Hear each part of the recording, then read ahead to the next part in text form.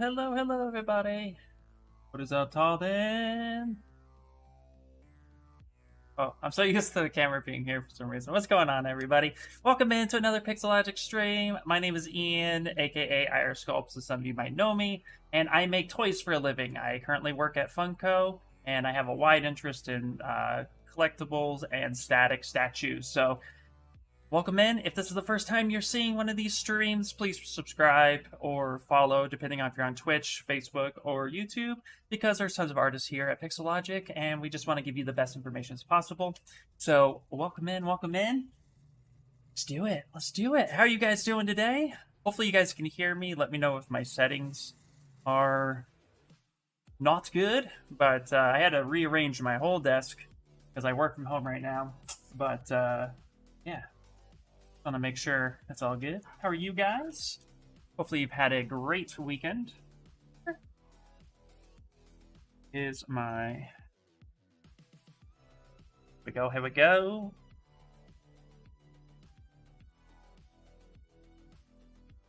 an artist glove. Let me put it on.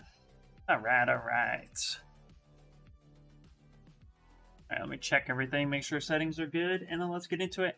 So if you guys usually watch my streams here on Pixo, you guys might have seen the last thing I did, which was the Lady Carnage, and now this piece is completely different. So it's kind of what I like to do. I like to change it up a little bit. But just so you guys know what I'm working on, I have reference here. So I love Zelda. We did the Master Sword, which you can download now if you would like to print your very own Master Sword. But I saw the Breath of the Wild 2 trailer, and this thing was amazing. Like, super amazing. So, I'm really excited. So, I already started the blockout, and I figured I'll continue the blockout and take your questions. What is up, Ryan? Happy Sunday indeed! Alright. So, everything's looking pretty good on my side, at least it says. So, let's find out. Alright. Snickles. So this is what I got so far. So taking a look at the reference, which is mainly what I work from, especially when making toy statues or just toys in general, you always want some sort of reference. So we kind of just started blocking this out, and I started building some pretty simplistic wooden planks that I Z-modeled and got the main character. I want to continue building this up, so please feel free if you have any questions about how I work. I have no problems answering that question as best I can. So, but let's continue. Not worried about details or anything of the sort. I am more worried about the overall piece. And so, got some cloth back here. We're going to be doing the Bokoblin creatures soon after, but let's start getting in some of the more details and stuff that I see here. So let's continue. Let's close down that rope and let's work up here. And we're going to go ahead and insert a cube 3D, which gives us this guy, even with points. And what we're going to do is actually cube him because I want just a very simplistic cube. I think it'll work better, especially when I'm making any type of planks. I like to keep the topology as low as possible. So let's go to initialize, and we'll change this be cube to 1. Which gives us this. So we have that. Now we have this. Control W, which will give us a single poly color like such. Let's touch that for a second. And I'll start making the wooden planks a little bit more, like almost like a shield or a platform of such. We're gonna use some Z modeler for this.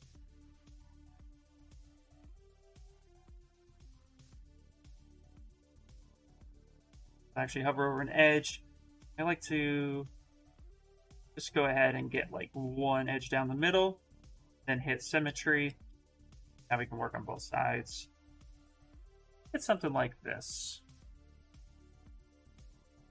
Bring this down.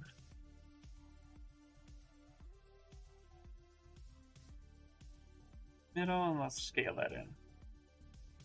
There we go, almost like a coffin lid. I do want that tapered. That's fine. Let's do that. Yeah, let's do slight tapered. And let's do slight taper it on top. Like that. Go. Now we can put this in its perspective spot. Let's come over here. Let's place this. Rotate this around. There we go. A lot of placing and a lot of just getting that all set up. And I'm thinking about the size and the current scale of the model, which, especially since there's a lot of thin spots, 3D printing it could be a little bit of a challenge. We want to make sure everything lines up the way I want. Actually, that taper,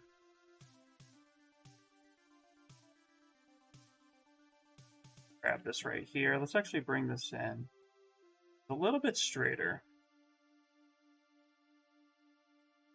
All right. Change its poly group. We'll turn that around. How many of you guys are excited for the new Zelda game? Personally, and we're jazzed. Clearly.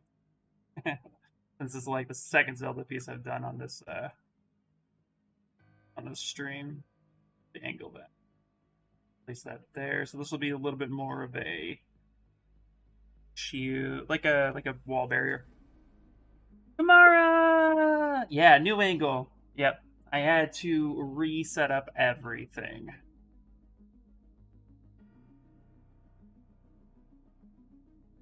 Now, clearly, this looks a little different, so let's color that a touch.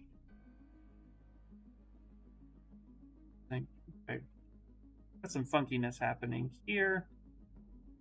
Take the modeler brush and let's pull some of this out so we can grab these edge. Okay, let's just grab this right there. Out there, like getting a little bit of funkiness happening on these edges, which we can see in the paint, which is just these edges here are a little bit far back. We can actually that size.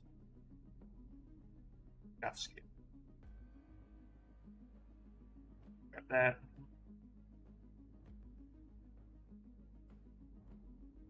Oh yeah, absolutely excited. Nice, yeah. Oh yeah, it's gonna be so much fun.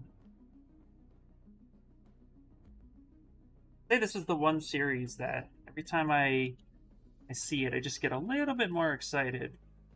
And as an artist, it's really cool to pull from your inspirations as much as you can, especially when you're trying to work on personal pieces. Because I feel like it's super important to be happy about what you sculpt.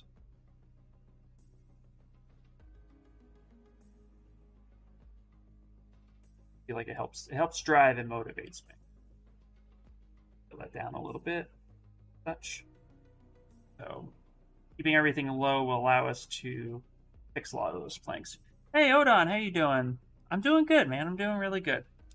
Okay. So these are going to be different colors, actually. So I'm going to hit Z color. And for those of you who don't know, Z color is really amazing because you can sample colors from, like, everywhere on your computer. So I'm going to click and hold.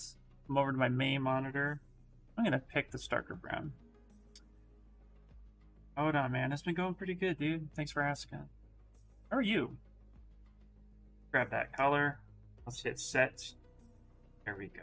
And now we can go ahead and go up to color and fill, although I do have a fill object shortcut. There we go.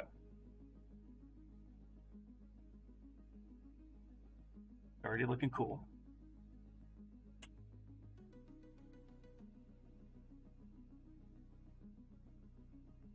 All right. Now let's see. I may want a couple of these. I think I might want a couple of these. What I'm going to do is I'm actually going to go ahead and Control-Shift-D, which duplicates. And because I already built the asset, I'm going to move that over, bring that up, do that. Doing great. Spent all day relaxing. That's what I'm talking about, dude. I'm going to get back into finishing and posing my MK gargoyle a little later on. Then I need to start on the second gargoyle. Heck yeah, that's awesome.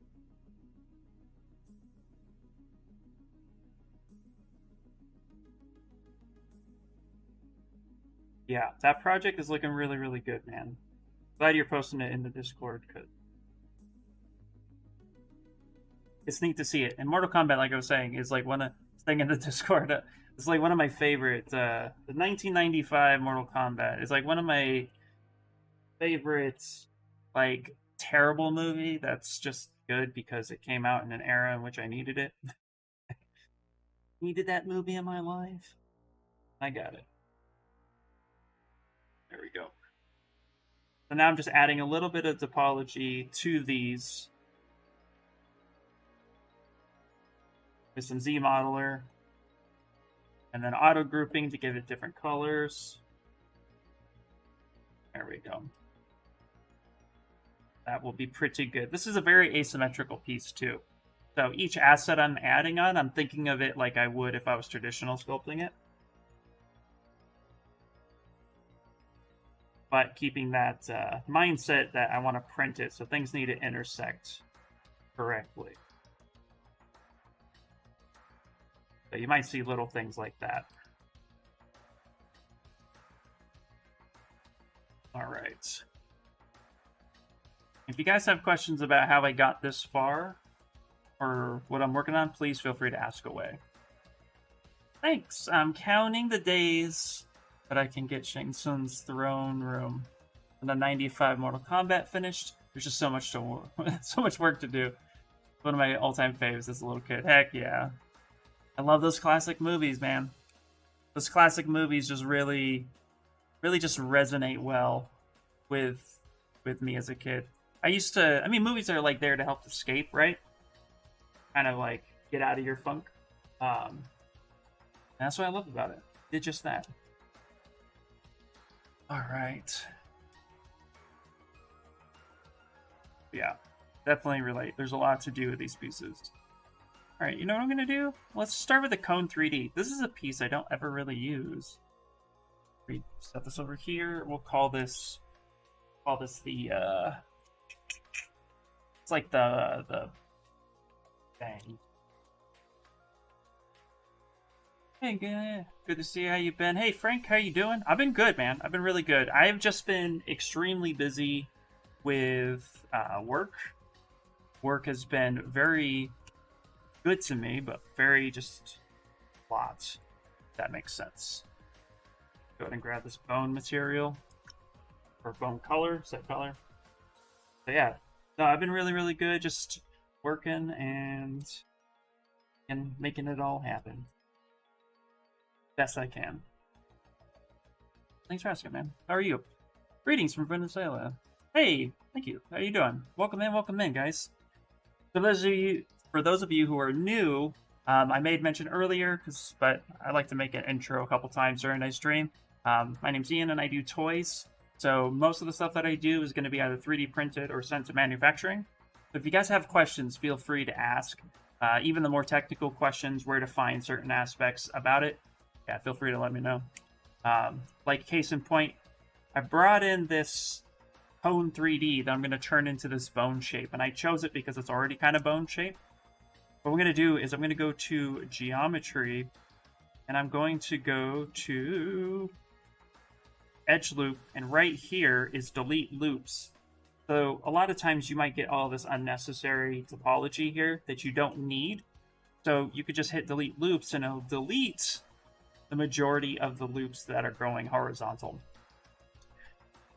That's great. I'm doing good too. Heck yeah, man. That's awesome. Now I'm going to use Z modeler, hover over an edge like that. Insert. We're going to do multi-edge loops, but what I'm going to do is I'm just going to add like a couple. You don't need that much. That's my goal. Work with toys and collectibles for 3D print. Awesome.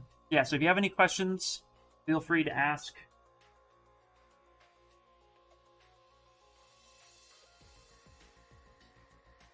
Yeah, it's what I'm going to do actually. Right here, I don't want this to be a point. don't need that to come to a point like that. What I will do is actually use ZModeler, add like, if I can get in there, I'm gonna add an edge loop like this. I'm gonna hold Shift Control and grab the clip curve brush, and I'm gonna clip curve just before this edge. That's gonna kind of flatten it out for me. So I get, instead of having this point, I can now come here and kind of flatten it. Then with ZModeler, I'm going to add in a single edge loop near the surface here, and one right here. I'm going to hold Alt, and I'm going to bevel that manually by Alt tapping, which deletes that, and that gives you a natural bevel within inside of ZBrush. I'm going to do this a couple times, support some of these edges. So it kind of rounds it off a little bit. And then I'm going to hover over this, and we can actually go slide, complete edge loop, and slide this up. Come back, insert. The idea of this is to just kind of give us a more natural fall off, like that. A little bit more round.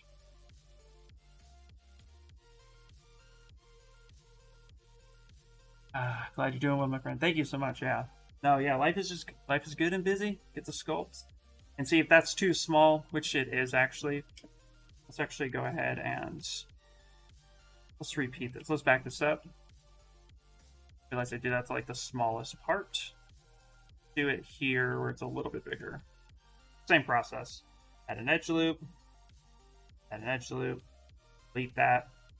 Add a loop here, which we could do that. We can add a loop and we can mask that loop and invert. Send that to the center and scale it up. That's another way you could do it. You just kind of round stuff off. That gives us a nice round tip. And if we want, we can take this side and let's actually come here. Scale this down a little bit. Let's elongate it. So we're just using masking, moving, and ZModeler. I'm going to take this, mask this off. I'm going to start to rotate this. So I want this to kind of be a tooth shape almost. What gives you the right to be so freaking awesome?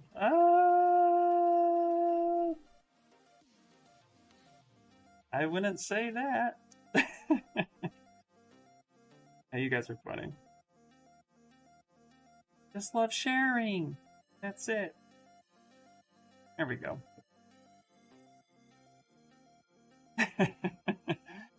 That's what I need to practice. Use ZBrush for simple modeling. I usually model in Blender and sculpt in ZBrush, but ZBrush has very good tools in ZModeler. Absolutely.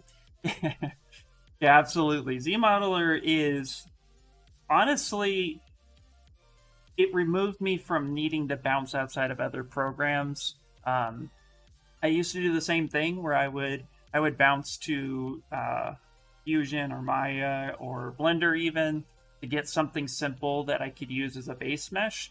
And ZModeler was super confusing, but when I broke down ZModeler into a few simple shapes, or simple ideals, I should say, knowing that hovering over the face and hitting the spacebar, kind of like some might be used in Maya where the spacebar becomes your menu, you get 3 menus for where you locate your ZModeler. So you have your face or your poly, you have your edge loop, and then you have your vertice or your point.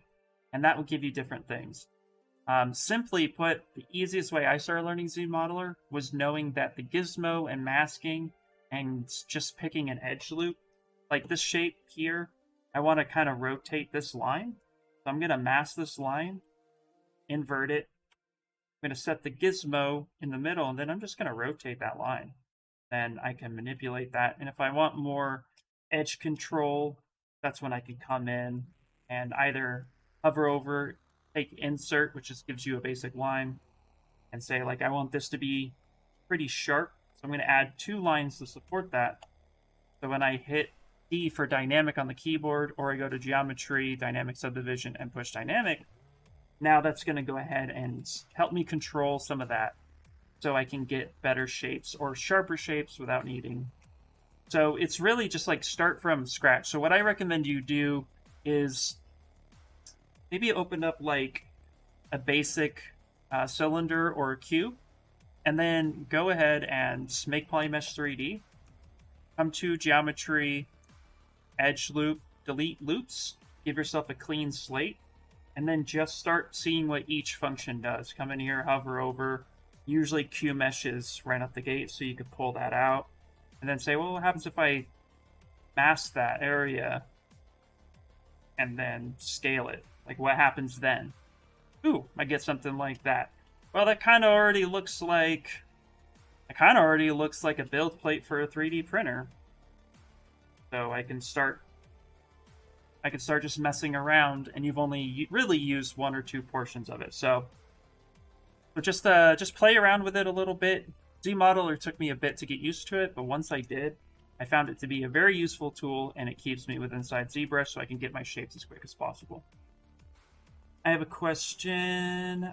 Is there a way to smooth the normals without subdividing? Subdividing the mesh, you mean? Something like Blender's shit. Yeah, so how you're looking at it right now is so ZBrush has dynamic subdivision, which just projects fake subdivisions until you actually apply them. So if you go into geometry, and this is how it will look normally, kind of boxy. Once you turn on dynamic, if I understand your question correctly, it will start to auto smooth it based on your edge loop. And you can turn that on by hitting D, or turn it off by hitting Shift D, and then you can adjust your topology to match your what it is being seen. So let's say I want this to fall off, but I don't want it to have that roundness, that funkiness that it has right now. I can turn it off and then add in some loops or crease it, turn it back on, and now I get a cleaner edge. But I think you have more control with this. It only applies when you say apply. So hopefully that answers, but that's really the only way to smooth it that I'm aware of. The other way is to just subdivide up. Yeah. But I use dynamic subdivision for everything, so it presents it without actually having that mesh that's multiplied. So that's the way to do it. I would utilize dynamic subdivision, and the cool part is when you're happy with it and you're ready to subdivide up, by hitting apply, it gives you 3 subdivisions, because that's how it naturally projects. So it is smoothing your sculpt, but it's not applied until you hit apply, and then when you do, it's basing it off of 3 subdivisions. And then you can readjust that or delete, however you would like. Hopefully that answers your question. Hey, Frank. I have before in the past, yes, but I won't be taking any questions about it here because this is a Pixologic stream, just so you know, makers of ZBrush. But if you're in my Discord, you can ask me questions more that are geared more to other software. But the answer, in short, yes, I have. And it's pretty cool. So hopefully that answers your question about smooth without subdividing. It's really just utilize dynamic subdivision. That's the way I really know how to do it.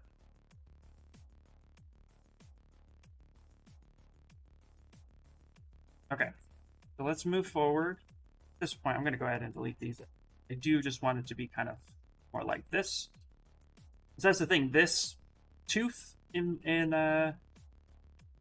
so to speak right now, it's only 178 points.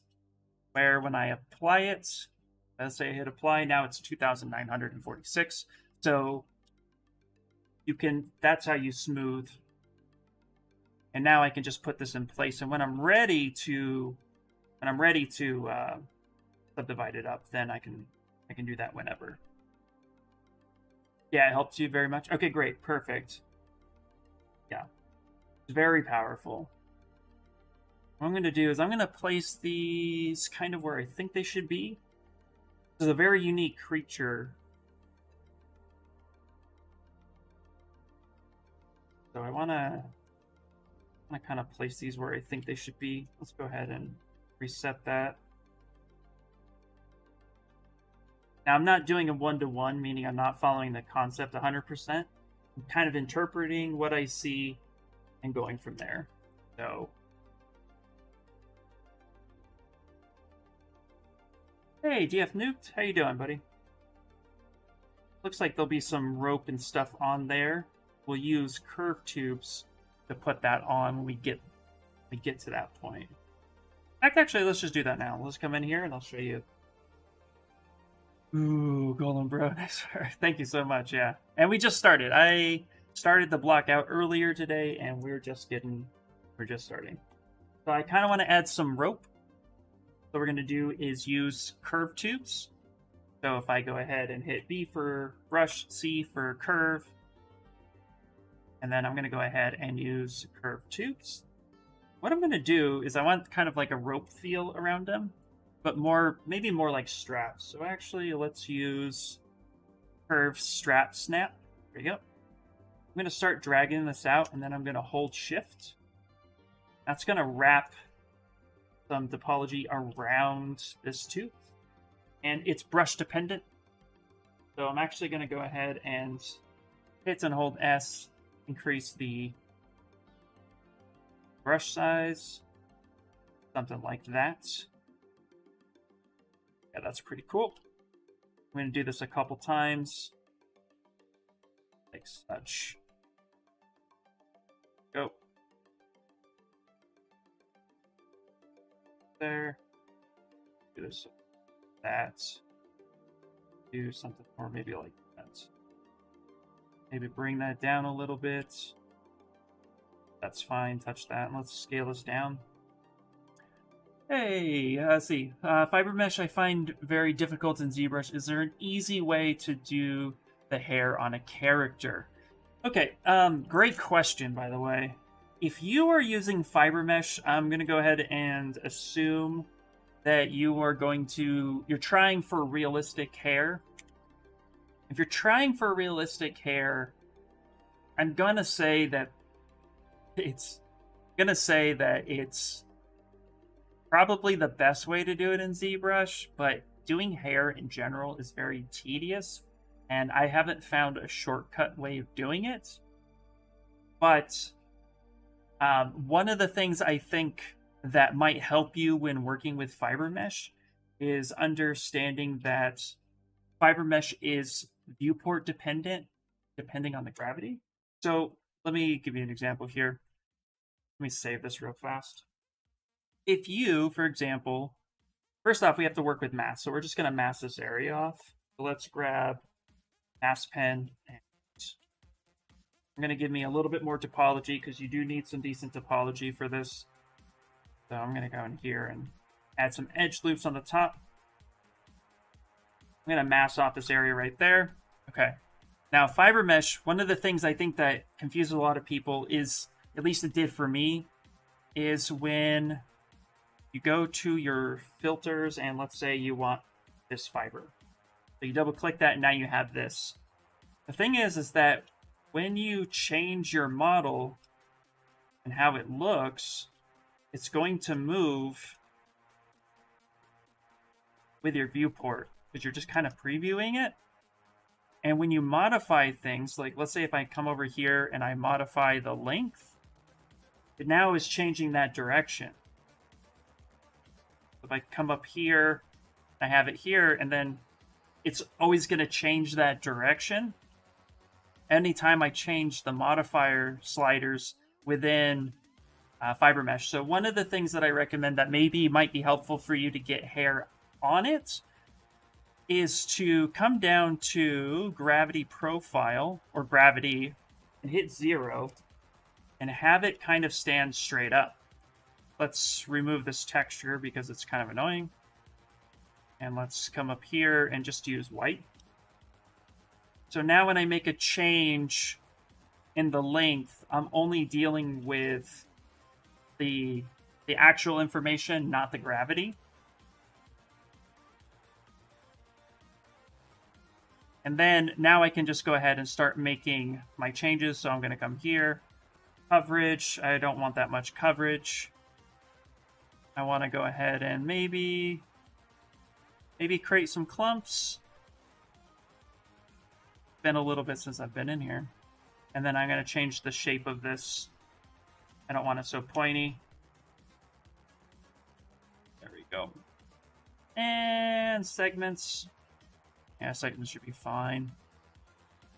Let's do scale root. Nah, that's fine. Twist is fine. Gravity's fine. Yeah, coverage. Let's just drop that down a little bit. So maybe do it in sections. That's what I would recommend doing. Because then what you can do is, let's say we got this. Let's drop the link down a little bit. Just going to quickly do some quick adjustments. Not necessarily having you follow what I do per se. But I think the important part comes down to...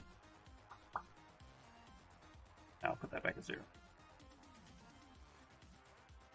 Is utilizing sections and clumps. So once you get something that you like, I totally just dropped the wrong menu, fiber mesh. Go ahead and hit accept so that you have your mesh separate. And then go ahead and hit auto groups. Because now each mesh is going to be auto grouped in its own way. And from there, you can actually bring in the power of topological. And you can move each strand you would like individually. You can also use dynamics. So let's say, come here with this tooth for a second. Say I want to use dynamics, so I'm going to turn around and I want this hair to kind of part a little bit. Now I'm kind of going on a tangent, but I'm going to mask off this section and invert it. And then maybe turn on unmasked. Gravity, I'm going to set direction based on where it's facing. I'm going to recalculate that. And now you can start using dynamics to maybe move the hair if you'd like. But in short, in my opinion, there's not a real easy way to utilize fiber mesh, so to speak. It's just something you're going to have to play with. But they do have grooming brushes in ZBrush. So you can hit B, G, so brush, groom, and then you can hit like hair groom. And you can start moving stuff on the side. Again, if you're going for realistic and you're using fiber mesh, I recommend doing it in chunks and take your time. It's going to take a while to get it done. So, hey, what's going on, Lewis? How you doing? Hairy teeth, yeah. Do you have Goku as a guide on the top right? That's so cool. Yeah, I do. I got all sorts of good stuff everywhere. Yeah, this actually here is Vegeta on this guy. But I got Goku, all sorts of good stuff behind me. So hopefully that made sense, Frank. But fiber mesh is... There are better people for sure. Like Michael Pavlovich has a great lesson on fiber mesh. I highly recommend you go to YouTube and type in fiber mesh Michael Pavlovich. He can guide you a little bit more on the technical aspect on that. Because I don't use it that often, but when I have played with it, I've utilized it in sections. So kind of like how you would block out a character and then apply a hair mesh that you would start with. Do that in groups, do that in sections, and then from there, apply fiber mesh the same way. If you just pour a bunch of hair on your character, it's going to get sloppy really quickly. So I definitely recommend, instead of doing it like this, maybe then you could just paint off this section here and then work with that, because the amount of topology that you have to work on. But you would then come to fiber mesh and pick whatever it is you would want and then work with this section. And once you get the section where you like it, looks like a carrot top now, go ahead and come up here and hit save, and this will save whatever it is you do, that preset. And then you can work a little bit more efficiently and a little bit more creatively with the preset that you ended up liking. So that's a great ability, a great option. And then if you don't like something, just go ahead and clear your mask and start over, and it's all good. Thank you so much, Ian. I really appreciate that very much. Not a problem. I know fiber mesh can definitely be a little bit challenging and it's definitely something that even I work slowly with. So I definitely don't use it a lot because you can't 3D print it. So,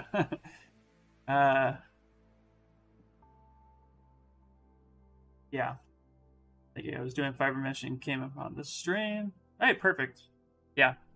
Well, hopefully that helps a little bit more. Again, work with sections, and like I said, I would go to YouTube and type in Michael Pavlovich. Obviously, you guys know he streams here too.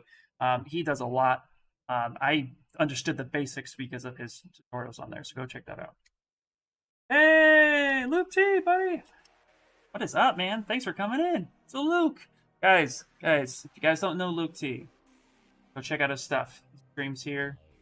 Let people know when you stream, buddy, because his work is awesome. He does a lot of creature stuff, a lot of creature sculpts. Love hanging out with him. Good chill dude. Dude, you gave a real class in fiber mesh, something I didn't know. Thanks. I arrived on time. Hey, no problem, Lewis. Yeah, I know the basics, and I really like it. So, thanks again. Really, yeah, no problem. All right. So let's turn everything back on and sort this out for a second. All right. So what we're going to do now is we're going to take these straps, and I'm going to go ahead and separate them. So this is the fang. What I'm going to do is go ahead and separate. So I'm going to split hidden. So now I have this guy, and then I have these straps here.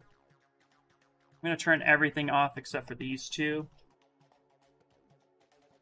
And now I'm going to go ahead and let's give this kind of like a brownish color that makes sense for leather, I think.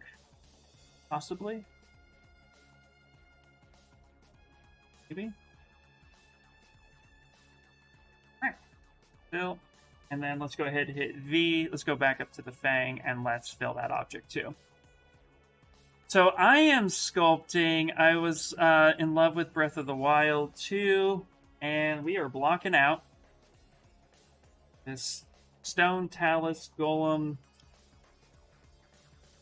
And if you guys didn't see the Breath of the Wild 2, check out this concept. This is what we're building. Kind of just taking this more as like a visual guide. But I don't know what this is, but it's awesome. Like I said, it's just the stone talus goblin dude on golem with like a bokoblin like tower on top. It's so freaking awesome. So I had to sculpt one. I have to have it. I mean, I'm sure if Nintendo releases one, I will buy that too. I love Zelda. But yeah, but I'm like, so right now we're doing the main blockout, and from there we're gonna be doing a lot more. Let's go ahead and delete this thing. Nothing anymore. That looks awesome. Thanks, man. Thanks. Yeah. So we got a long ways to go, but I'm excited for it. Let's grab this. Let's grab a move brush. I'm just going to go ahead and kind of... Actually, you know what I'm going to do? So I like to do this a lot. I like to control the thickness of things. So what I'm going to do is I'm going to go ahead and come over here to polygroups. I'm going to group by normals. I'm going to select just the outer edges. I just want these single-sided topology that's wrapping around. I'm going to go ahead and delete hidden. And then from here, I'm going to go to geometry, dynamic subdivision. And I'm going to increase and apply my own thickness to them. And real quick, I'm going to hit Shift D. And you notice how, like, when you hit dynamic, it shrunk in size. So I'm going to take the Z modeler. I'm going to go ahead and add in an edge loop towards the top and an edge loop towards the bottom. These are just supporting edge loops to keep it from shrinking so much. This will help keep the topology low as well. When I hit D, now it doesn't shrink so much. Now what I can do is I can come in here and I can move the single-sided topology by hitting, moving this out here, kind of manipulating one of these as I see fit. Actually, let's right here. And I have that wrap out like that. There we go. pull those out. Then what I can do is I can go to dynamic subdiv, increase the thickness, and then now that it's really kind of really far away from the model, I can offset it negatively, bring that back in, so I know now that they're intersecting with each other, and that will help it become watertight. Thanks, man. Thanks. So now I have that. I'm going to come back here. I'm going to hit smooth. And now we can see... I don't know why floor's turned on. Now we can see that the straps are engaging with the tooth the way we want it. Now we can turn everything else back on. And I'm going to leave those two separate for now. I'm going to go ahead and... For those of you who don't know, this pizza box here on the gizmo is really cool. If it's single, it moves one item, right? If it is the pizza box open, I mean, if it's like an actual pizza box, it's the 3 marks, you can move multiple subtools at the same time. So I'm going to select these two by holding Control Shift and selecting, or Alt to deselect. Now I'm going to move that tooth and strap together. Go. Just like such. Is there a hotkey? Hey, what's up, TL? Sorry, I missed you. Is there a hotkey for hiding parts of the mesh? So there is. Okay, hiding parts of the mesh. Okay, there are some hotkeys for hiding specific parts of the mesh. However, if you're equating to like what I'm turning on and off so fast, if you come over here to your subtool and you have the eyes, if you hold Shift and touch, it turns everything off. Hold Shift and touch again, it turns everything on. If you're talking about wanting to hide just like a section of this, there's no real shortcut, but what you can do is hold Control, maybe deselect this section. Then if you hold Control Shift S, that will shrink it. Or I think it's, no, not E. X increases it. Control Shift S shrinks it. X increases. In your experience, what does it take to get started in the toy and collectibles company? And how much is the salary for this? Like that? I know it can vary depending on the company. Hey, the macro Kyo. Okay, great question. The very, very first thing it takes to get into the toy business in general is a great portfolio. If you're talking about what I do, which is sculpt toys in general, then you want to have a great portfolio that shows off your sculpting ability. So you want to focus on high-res sculpting completely in ZBrush as much as possible. And if you would like to take a look at, let me pull up an example. You could take a look at my portfolio because it's I think, a really good example of what it would take. But it's really just focusing on a lot of, go on the ArtStation for a second. So it's all about your sculpting ability. Most toy companies want to know you can sculpt, and presentation is huge. So you want to be able to come to your portfolio and see that you can sculpt. When I click on something like this Chun-Li versus Vega, you also want to present it in a way that is functional. So if you can 3D print your stuff, it's only going to improve the ability for you to get into the toy industry, because they want to see that you can prototype prep your parts, meaning adding keys and stuff to your model. So what I recommend is you show a full complete render of how your piece looks, a turntable of the entire model, allow people to like click on it, expand, and really take a look at the clarity and sharpness of your model. And then the other thing I would recommend is that thank you for the follow, you show a clay render, because polypaint can hide errors, a clay render is going to showcase how much detail is actually there. And then if you print it, post photos of the prints as well. It's going to allow the toy company who's looking at you to see if something is manufacturable. 3D printing is a great prototype process. There are other processes like cast and mold, injection mold, and other features and processes that you're just going to kind of want to you're going to want to be aware of, but that doesn't mean you have to be an expert. Like, I'm not an injection mold expert, but I'm very much aware of the process and how it works. So that, just keep that in mind. So you try to look for things like overhangs and stuff that might be a little complex. But ideally, your portfolio needs to read very well, and it needs to read that you can do it. Also, progression. Don't worry. Like, this is one of my first pieces I put up on my portfolio. It's not the best piece, but what it showcases is that I can follow a concept. That's the other thing that I think is really important in the toy industry, is that you can follow a concept that's given to you.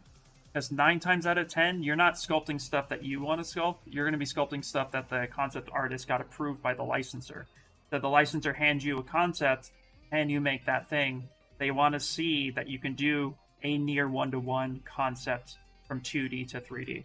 So having that in your portfolio is going to put you above the rest of people who are just throwing models in there.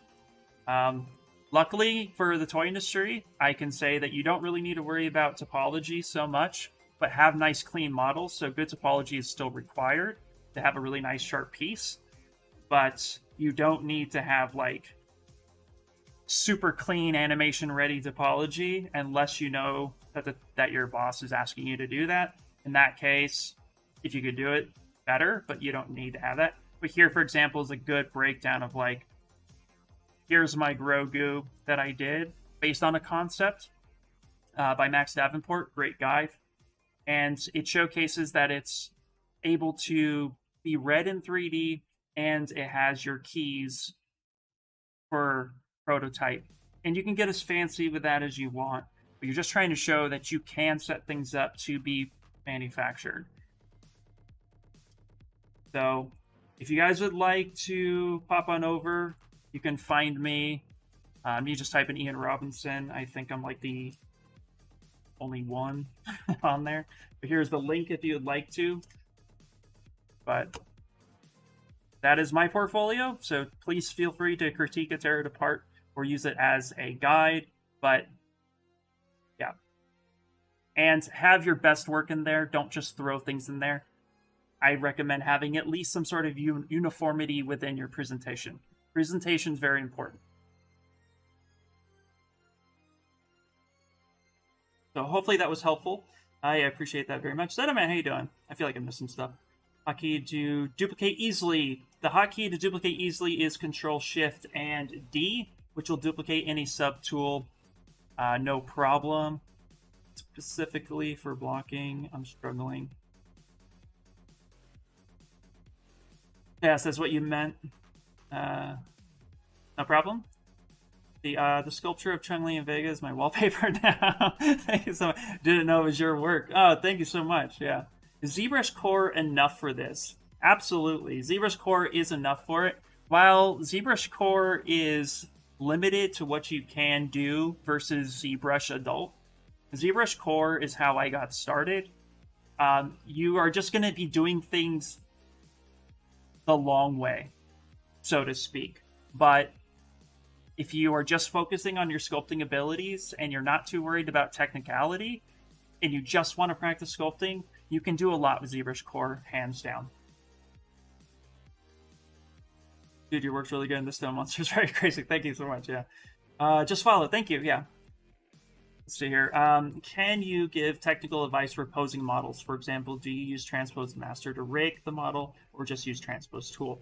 Hey, Sean, no problem. Yes, I can actually. ZBrush posing, I will say, is pretty unique. It's not the rigging format I'm not too familiar with, but I use Transpose Mesh, or T-Pose Mesh, I'm sorry. So obviously, so go up to Z plugin. The thing to remember with posing is that you want your model to be as clean as possible. You can either break it up into sections, or you can utilize Z-remesher to get a pretty clean mesh. But what you want to focus on with the posing aspect is to have a very what I'm looking for, a low poly model that is easy to work with.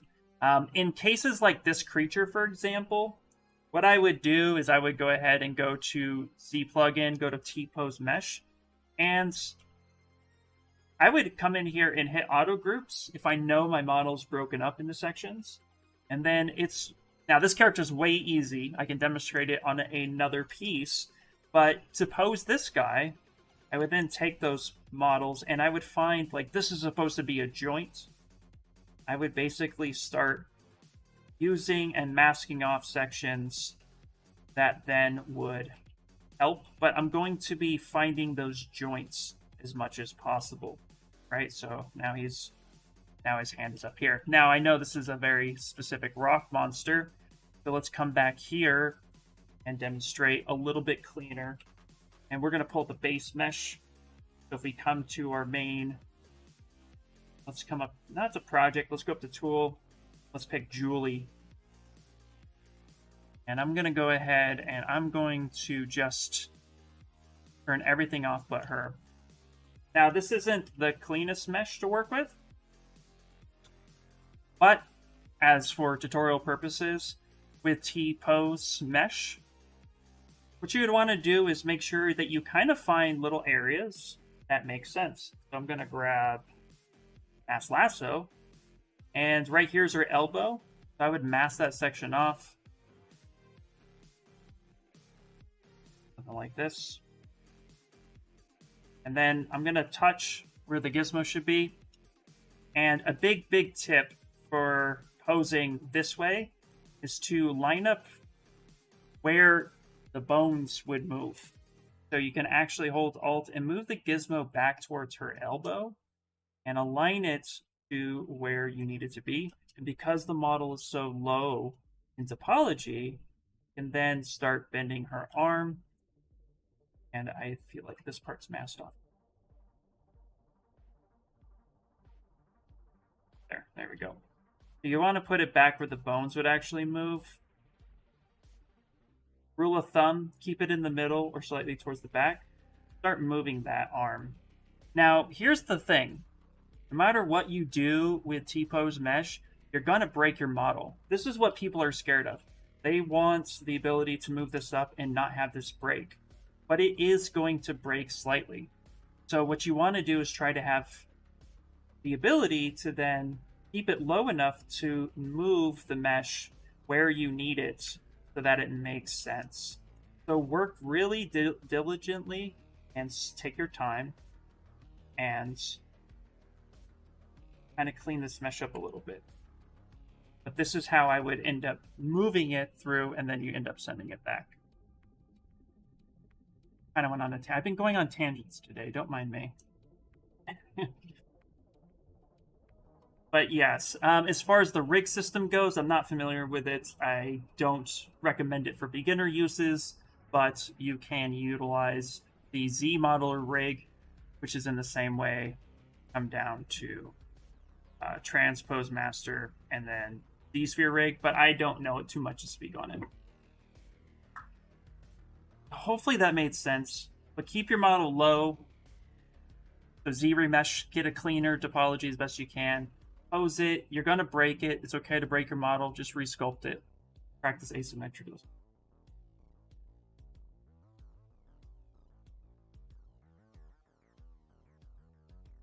Here, also slicing the polygroups and joints can make the mask more efficient. Yeah, absolutely. Yep.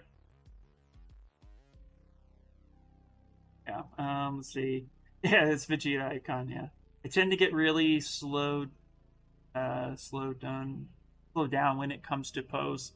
I understand it always involves cleanup, but I still struggle to just get into places where I want. Yeah, I get that. Pull from reference and try to, I would say, practice posing once a day if you can. Pull a reference, grab a base mesh. You don't need to sculpt from scratch every time. and just practice posing. It just takes time to get comfortable with that style of posing. I suggest doing during this phase to polygroup mask. Yep, so you can make tweaks easier. Absolutely, that's a great way to do it. Thank you. That is helpful. I tend to use the 3D gizmo a lot. Me too, John. Me too. Seen others mention this.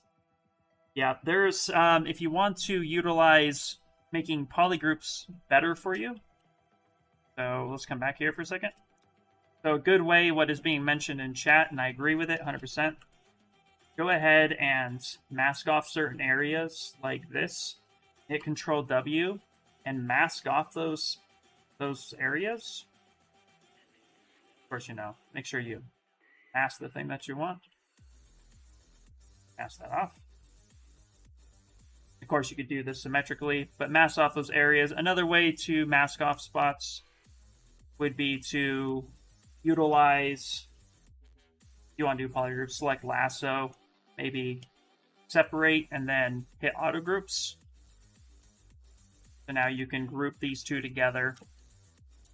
But breaking this model up means that you could take this, mask it, and boom, you're masked off as fast as possible. So that's another great way to do it for sure.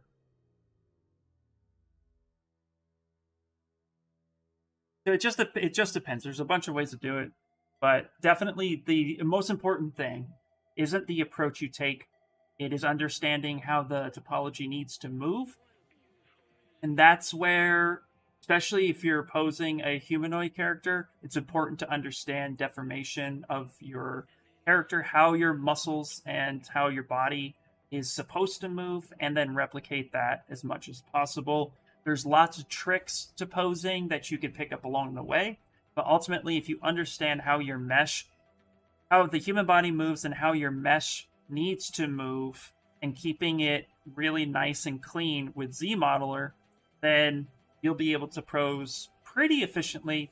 But just keep in mind that at least posing that way, you're going to need to clean up your model. So don't be afraid to break your model during pose in order to get the look that you're going for, because you're always going to have to clean it up anyway. So you might as well just push it until it breaks, dial it back a little bit, clean it up, and you're good to go.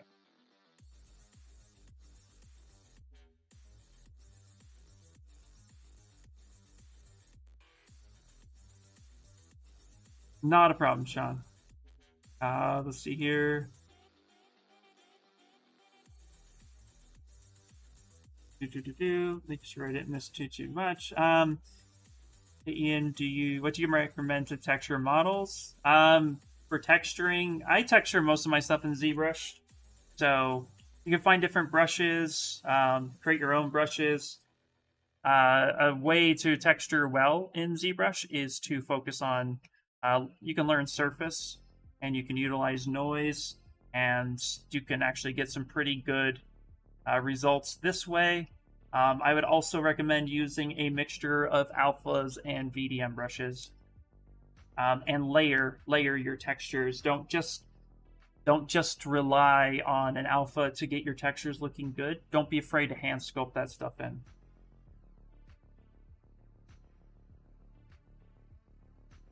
But it depends on the result, because if you're doing games, texturing can be done in other methods. Well, so it will greatly depend on what it is you're trying to achieve. Okay, I want to duplicate this a few times because there's a few of them on the model. What I will do is turn off dynamic on both, and I'm going to merge this down. What I'm going to do is Control-Shift-D to duplicate. So there's your duplicate question. And I'm actually going to be bringing this up, wrapping this around, picking a few of these all over the place. They're pretty interesting on what they are. So we'll go ahead and Control-Shift-D. Okay, another one. Let's put another one over here. To get this locked in. Such. And let's do one more. Stick it on the other side, kind of even this out a little bit. Maybe put it more towards the back. And up a little bit. rotate that. For now, they're just up and down, but maybe we can go a little bit more like this. Get that in there.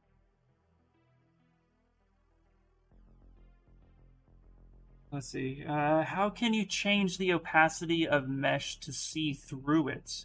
I just use this transpose. So activate edit opacity. I just hit the transpose, but I think if you want to edit that, now I'm using a custom UI, but if we go to our basic UI, so let's restore standard UI. On the side here, you have ghost activated, transpose, and I think, let me see, hold on before I make, don't know if there's a way to actually edit that though, that I'm familiar with. I don't know. But if you want to just see through your model, come down here and hit transpose. Ghost is kind of funky. I keep that on usually. But yeah, that's what I would recommend. As far as editing that, I don't know if you can. If you can do an Ask ZBrush and they might have an answer on that. Go up to here and let's go back to restore custom UI. Well, let's see here. Can you change the opacity of the measure? Let's see. How do you get clean details?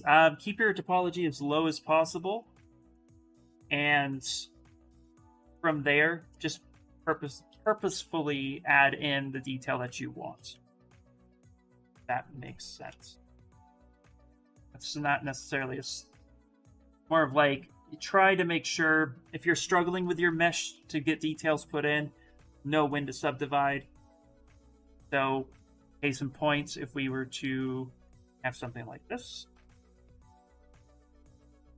So I want to add in a cut line. So let's say I have an orb brush and I want to go ahead and cut this in. Obviously, the lower the topology, the harder it is to get that detail. So knowing when to subdivide is going to greatly help. And usually doesn't take much. But to get clean details, make sure you're working with subdivisions and make sure you're purposeful with where you put your details. Hopefully it answers.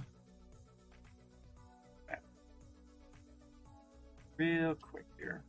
What I'm going to do is I'm actually going to blitz hidden a bunch of times on all of these teeth. I'm going to start merging some stuff together.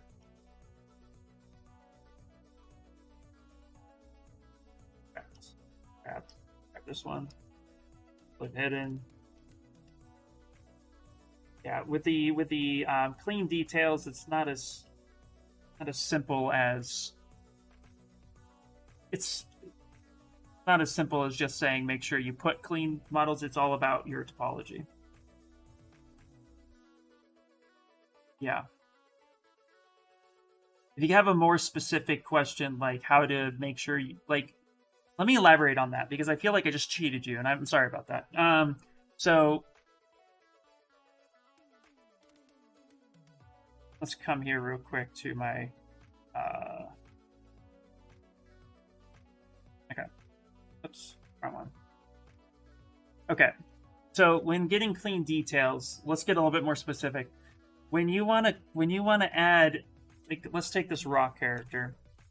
Right now he's just dynameshed, and he's dynameshed with groups selected. So, and at this point he's only 134,000. At this point in time, it's really not a good idea to focus on details because he's just the blockout. But let's say I do want to focus on details with him. Then the reality that we need to focus on is how much topology do we need? And this comes a little bit with experience. And the thing is that we're going to take him and we're going to duplicate him. Control-Shift-D. One is going to be dynameshed and one is going to be subdivided. So I'm going to hide everything. And what I'm going to do is I'm going to ZRemesh him. So let's go to ZRemesh, keep groups, turn off adapt. Let's go ahead and do that. So we have at least something to work with. Boom. Okay. So this is a very low topology. And then here's a decent one. at this point, this one is 134,000. Not too bad. I'm going to take the /3 brush because I think that's the best brush to think of. I want to get clean topology or clean details. The thing is that let's go ahead and turn off color. I'm going to make a cut in here. Now, he's pretty low in topology as far as Dynamesh goes, and I'm getting a lot of jagginess here. Now, the details that you want to achieve, the closer your vertices are to each other, the tighter knit detail can be fit into there, the cleaner it will look. However, if I'm going to go ahead and crank up this slider, for example, and make a little slice, let's crank this up and Dynamesh it. Okay, so now I got 4 million, and I come in here, it's not too bad, but you can see there's warbliness and there's some pretty hefty noise happening with inside. So it's not clean, but it can work, right? Now let's take our subdivided model. We have our subdivided model, and I'm going to go ahead and hit Control D. And let's go ahead and actually just... Okay. So this is 272,000. I'm going to make that same cut, and you can see it's kind of jagged, right? So now let's go up to 1 million. Still kind of jagged. Let's go up a little bit more. 4 million. We get really hyper in there, we can still see that there's still noise happening. But now we're going to go ahead and compare. So I'm going to go ahead and stamp this right about here. Control-Shift-S. Now I'm going to touch this guy. Now, both of these are 4 million. But the cleanliness kind of ends right here on your edge. Where here, there is more fall off. Right? But while it's still a little choppy here, it's a much cleaner of a line than you have over here. It's those subtle nuances that make or break a model. And a lot of times now, now this was a hand-drawn line. If I'm going to take the orb brush and use an orb, I'm going to cut this one. Go ahead and stamp this. Now let's switch over here. They're both 4 million.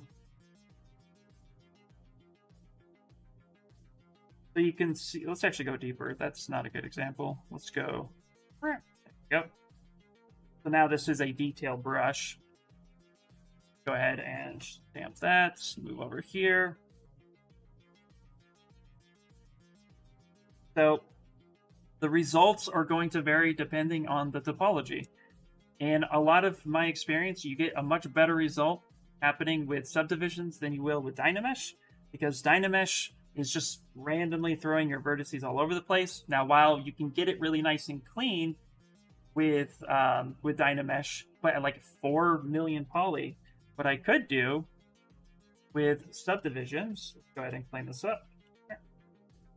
There, come down. I'm going to back it up a little bit. Let's say like 1 million. Now this line is in 1 million.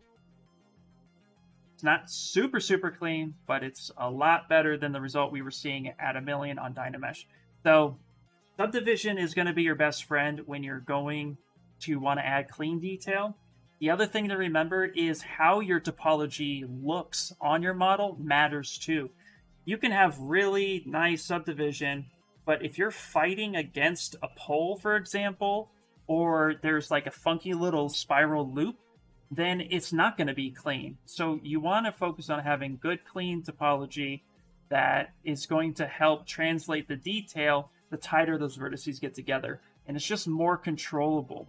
While you can make anything look clean using Dynamesh, the thing you'll fight against is you're going to be fighting against imperfections on the mesh, where subdivision tends to hold a lot better in the higher subdivisions. So hopefully that answers your question. Hopefully that's a little bit there, but the numbers will depend. Everything, there's the variation of how the mesh on the character as a whole will always vary, but subdivisions will always be consistent.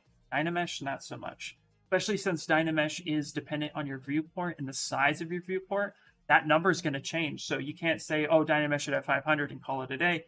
That's not going to matter. But if you subdivide down to, 100,000, and then you start subdividing up, then there you can say, well, okay, let's try to get it as clean as possible. This is why it's important to have manual topology for animation, because when you get really nice clean topology, the model's going to respond appropriately, leaving the user to do less work because the model's prepped accordingly. And that's something that really is, like, that's a talk all in itself. But to kind of hopefully help you understand it a little bit more, at the end of the day, try to get down to a subdivision model that you subdivide up into.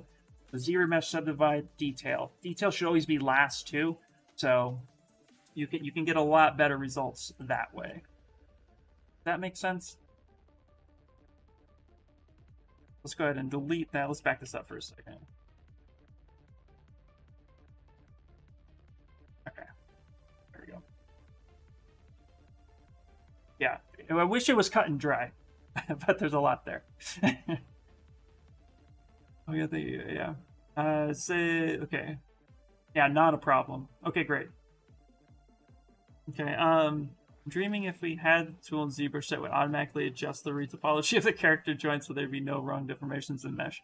Yeah, I know, right? It's getting better. ZBrush is very, very good, but it's still not animation ready. But there are things you can do, which if you would like to have a further breakdown on like polygroups and stuff, I definitely recommend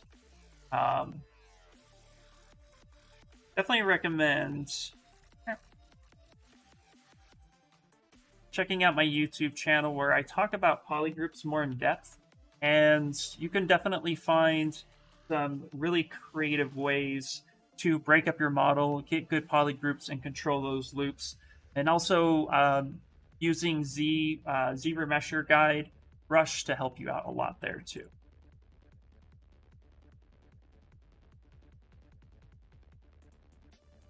Okay, cool. Thank you. Not a problem. Not a problem. Can you transfer the pose of the? Can you transfer the pose of the set of mesh to the same ones in another position? I think you can. I don't do that typically, so I don't want to say yes or no, but give it a shot. I've heard of that happening where you project, if the model doesn't change too much on topology wise, for example, and you pose one and you have a duplicated one that's your T-pose, that theoretically would work, but I can't actually say yes or no. Okay. We'll take some more questions in a second. Need some water. And let's add a little bit more here. So yeah. That was one of the pains of my existence. I know, absolutely. Yeah. So it depends on the numbers too. It absolutely depends on the numbers too. When it comes down to topology, the best thing to remember is you want the groups to be evenly spaced and as clean as possible. Meaning no spirals and no triangles. You can avoid it. Okay. And when we get to the Bokoblin sculpt, character sculpt, I can go over a little bit more on that, which at this point, I think we might end up starting the block out of him. We may not finish him, but we may want to start the block out of him here in like the next hour. I do want to try to get some good stuff done. In the meantime, let's create like some spikes, like some spiky walls. Because it looks like in the concept that I'm working off of, like they got these like kind of spiky things happening here. Real technical term, I'm sure. So let's focus on some of that, and then I'll take a question here in a second. Oh, what I wanted to do is actually group a lot of this together first. Let's do that. Let's group the fangs and stuff together, and then I'll take this next question. So merge down into here. Boop, boop. Merge down, say yes. Boop. And loop merge down. Okay. So those are going to be the fangs, and then we'll call this one the fangs, perhaps. Really don't know the technical term. That's okay. All right, let's save that. Yeah, Breath of the Wild 2, correct. Yep. Hey, so let's see. Can I take a Dynamesh model already at 3 million and somehow go back and use Subdivide instead, but without making it all from scratch? I still keep all the details I've made. Sorry for the long read, and thank you so very, very, very, very, very, very, very, very much. Animated Jesus or Jesus? Yes. Here's what you want to do. Get ready for this one, because this one is awesome, and I use it all the time. All right. This golem guy is Dynameshed, so you're gonna like this. Okay. First off, let me get rid of some of this back in stuff. Delete all the stuff you don't need. Try really hard not to have too much happening over here. It takes up memory. If you're running low on memory while using ZBrush, come up here to your tool list and delete everything you don't need. Just be careful with that. Okay. So let's say I'm going to solo him out. And what I'm going to do is actually duplicate him. Turn everything off, and we'll just work on this one. So let's say I've Dynameshed the crud out of him, and I was really cool, and I got some rock noises.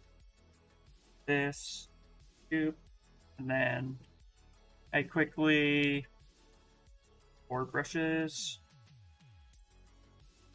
I got a lot of detail in here. A lot of funky detail. There we go. Look at this. Okay. I got all this detail. Now I want to have them subdivided, but I don't want to redo it. Here's how you do it. We're going to use project. There's two ways you can do this. You can use project history or project a subtool.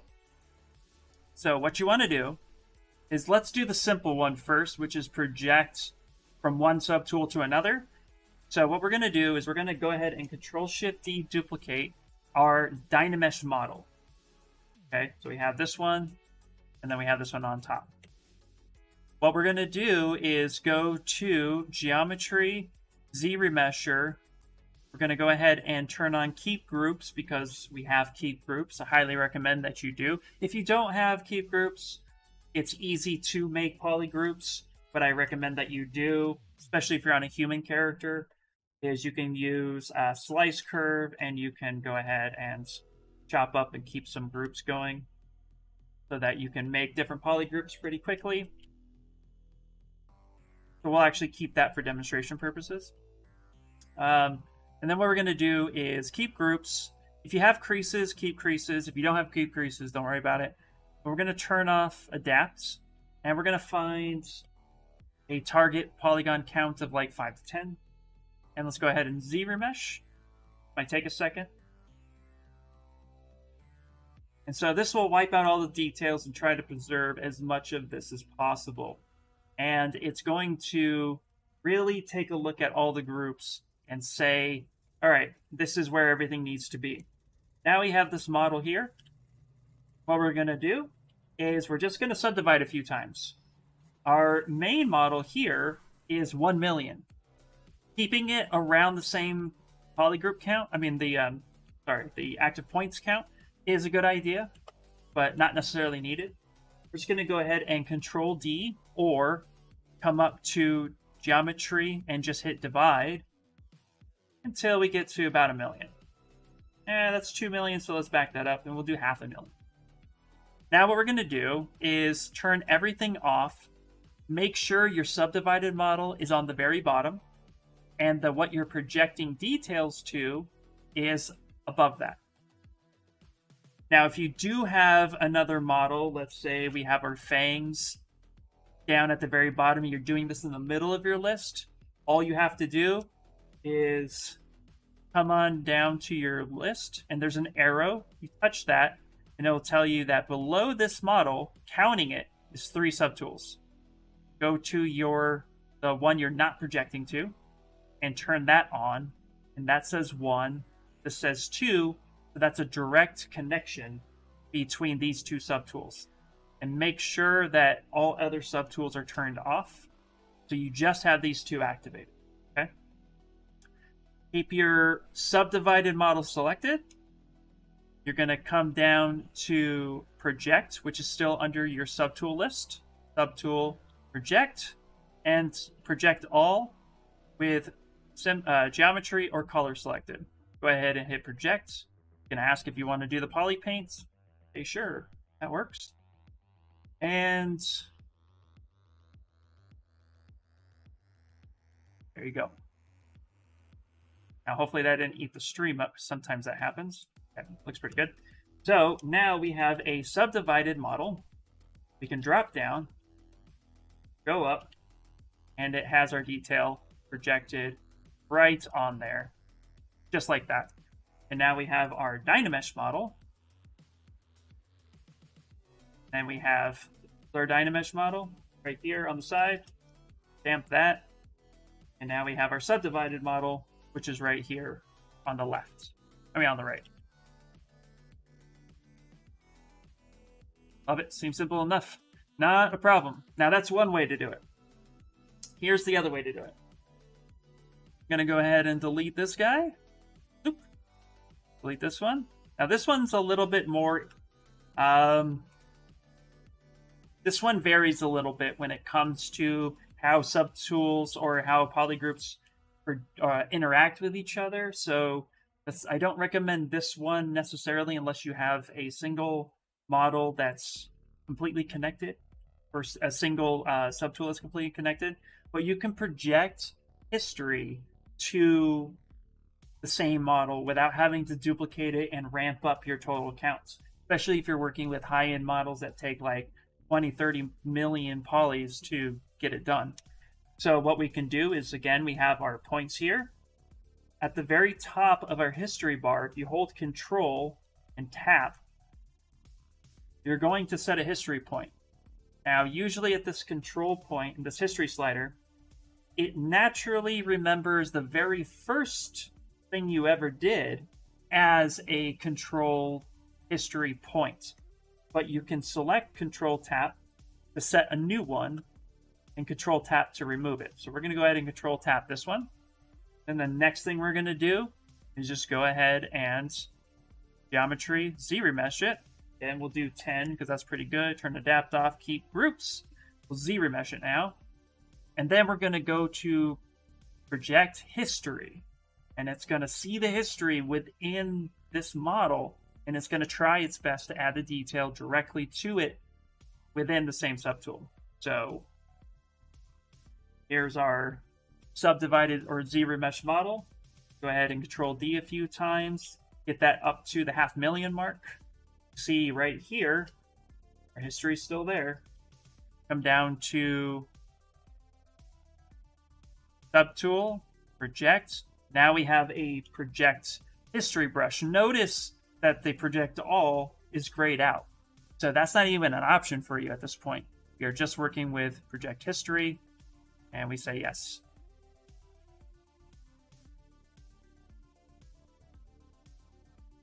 And there you go. Now we've taken our Dynamesh model and we've dropped the subdivision down, keeping and preserving all those details. And this actually worked out really well, really clean. I don't see any fringing or any type of weird details that would need to be cleaned up. So we're good to go. And that's how you would do it with Project History. So really simple way to take your Dynamesh model and get all that detail applied to a cleaner surface, and should be good to go. Just joined. Do you use Sculptris Pro workflow like Shane? Sometimes, not like Shane. My workflow, I use Sculptris Pro when I absolutely think it's good. This guy. Great to see you on, Ian. Hey, thanks. Curious why your UI is so dull. It's why my UI is dull. I only have what I need on. I like it. It's pretty. Check my. Okay. Let's go ahead and. All right, we're gonna delete this example. Okay. And let's turn everything back on. And let's turn everything back on. So here he is so far. Very cool. Thanks, man. Not a problem. Not a problem. How do you make glossy eyes and then poly paint on them? Oh, easy. Just the material. Just the material. Take your sphere for your eyeball. If your sphere has poles, which personally, if you're working with an eye, it should have a pole. But all you have to do is go to your material, turn on toy plastic, go to color, make sure material is turned on. So I hit spacebar, make sure M is turned on. You can also find that up here at draw, turn M on, and then go to color and fill object. Now that glossy material is there, so if I pick something like my start material, you can see it's glossy. And then from there, just start painting whatever eye you think you need. So what I recommend actually is using the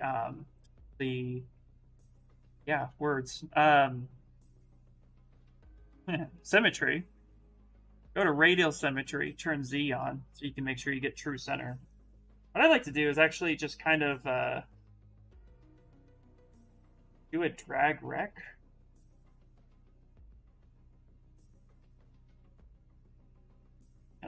You don't need to do that. I'm overcomplicating it. Anyway, just go ahead and just paint yourself your circle eye. I use radial symmetry to try to keep the eye as simple as possible. Start with black, then work with color. What you could do is use perfect circle for a mask. So where is it? Mask circle. You can kind of mask off that area like that. Invert it. Paint yourself an eye. Maybe hold shift and smooth the color a little bit. There you go. Starting to see an eyeball. Here in the center. That's something more like that. Loop. Invert that, soften it. Here in the middle. Create the pupil. Soften that a little bit. Black. Light fade. The starting of an eye, if you want it cartoony, turn off symmetry. You can add a little bit there. For like your own natural reflection, add a little bit of white. Like this. Go. Now you got an eye. Real simple, real easy approach. Just eyes are just circles for masking, so you can do that. And then if you would like to make it a little bit more realistic, turn symmetry on with radial symmetry. Use the move brush. Kind of peek this part out just a little bit, so it kind of like pulls out. Or you can go ahead and kind of dip that in a little bit too. Just all depends on what you're trying to achieve.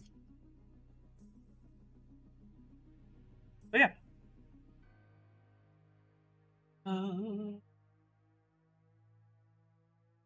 Oh, you're colorblind. Oh, you more so meant the color scheme. Very great. That's for me. I'm very sensitive to bright colors. So yeah, I have a very kind of gray. Like, to be honest, the orange is too much for my eyes. I don't like it. It's very bold. And as somebody who stares at a screen for 8-10 hours a day, it's just too much. So I've toned it down so it's a little easier on my eyes. Yeah. Not a problem. And if you want, Frank, it's 6:30, so a couple minutes ago. If you want to bookmark that time, you can go back and review that anytime you want, my friend. But yeah. There's a bunch of ways to approach eyes. That's the simplest way to do it. And then you can save that out. Save that out as a Z tool or IMM brush, and you're good to go. Okay, you know what? Let's go ahead and save this out.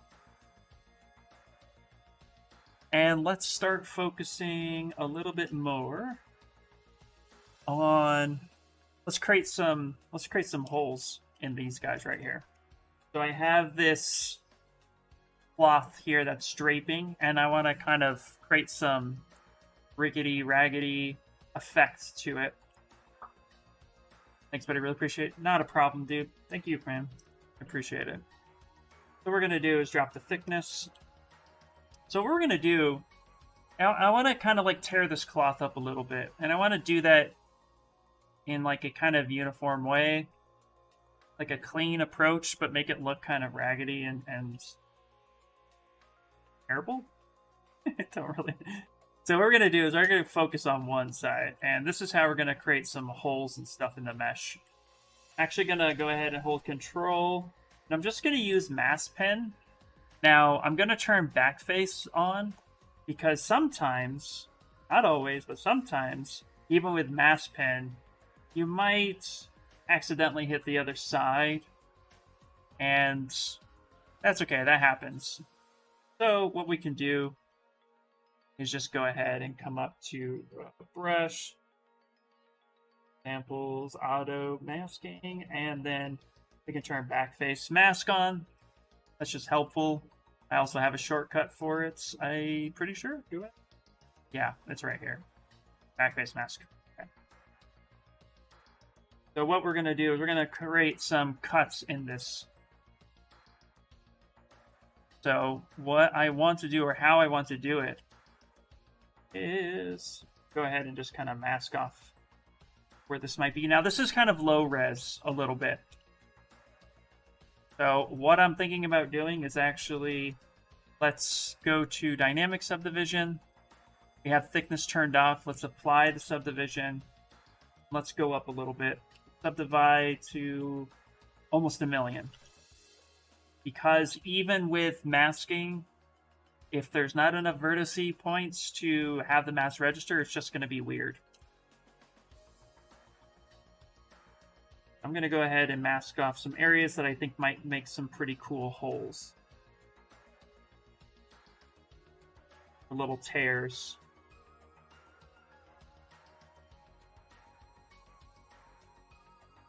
Oh. Come in here. Grab some. This. I'm going to sharpen it by holding Control, Alt, and tapping. And I'm also going to get a pretty good control brush here.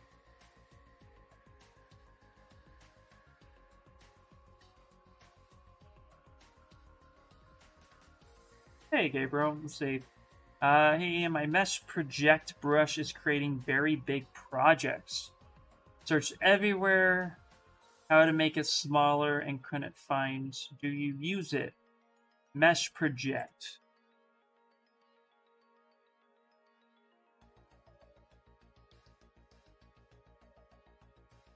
No, I have not used that brush. Wait, mesh project? Hold on.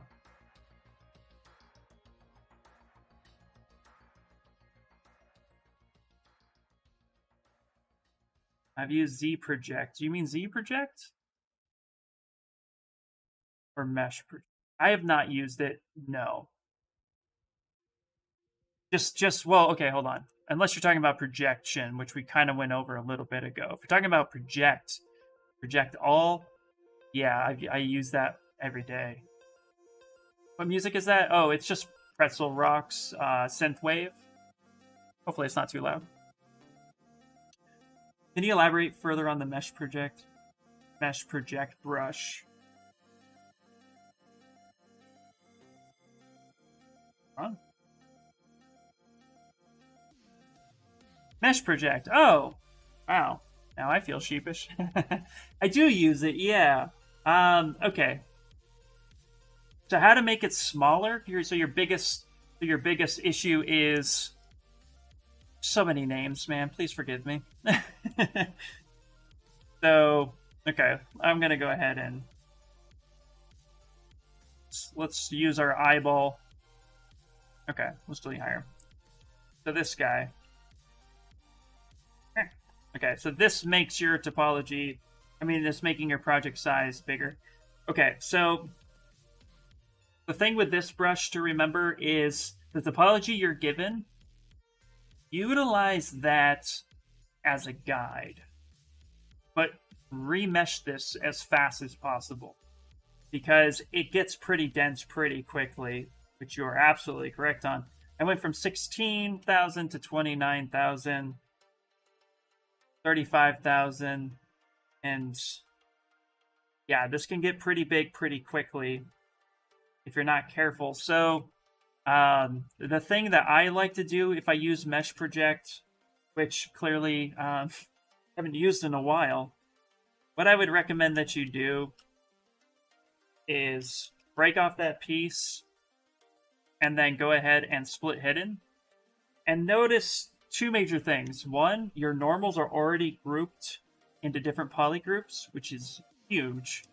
And then the second thing is that it's creased. So what I recommend that you do is you break this down. This is 8,000 polys. This is a lot over time. While relatively small for some, you can get up to 1 million, no problem. So what I recommend is you just Z-remesh this as fast as possible. So get your shape in there, and then go ahead and Z-remesh with keep groups and keep creases. And then go ahead and Z-remesh that. And now that's half the size. Let's actually go smaller. Let's go 3. So now we're working with something that's a little bit cleaner. Now let's back it up for a second. Here's 8. What I'm going to do, I'm going to set this right here. I'm going to stamp it so you can kind of see. Let's actually use a material that's a little bit more visible. I'm going to Z-remesh this down pretty low. So let's go to 2. Let's go 2. Keep creases, keep groups. Now I'm going to hit D for dynamic. This one that's floating around is 1,800 polys. This one up here was 8,000. Night and day difference. So that's the way you can drop that down pretty quickly and still keep the mesh nice and clean. Mesh Project gives you everything you need to do and keep that topology looking really nice, which is great for hard surface, by the way, because you got really nice, good beveling. And then from there, you can just keep going. So Z-remesh it with keep groups and keep creases on, and then manipulate that over time. Instead of having this mesh,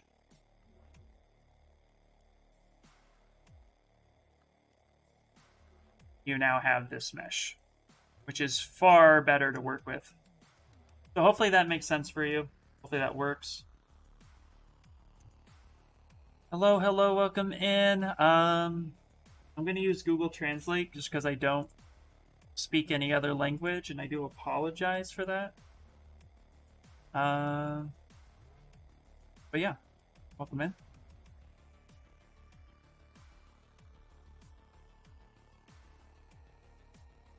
Helped you a lot, thanks. Okay, great, perfect. How do you change the thickness of a project? The thickness of the project? Honestly,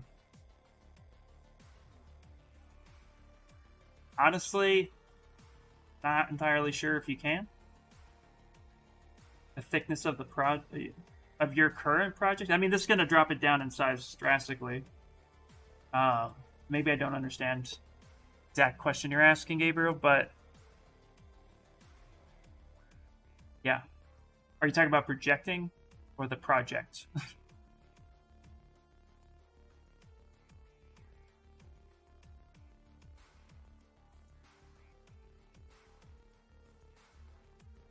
And let's come back.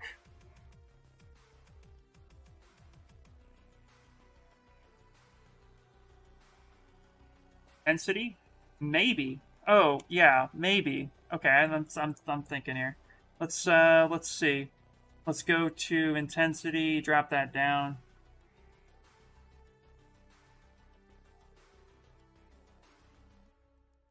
Is that how you do it? No, I don't think that's how you do it. I think what you have to do...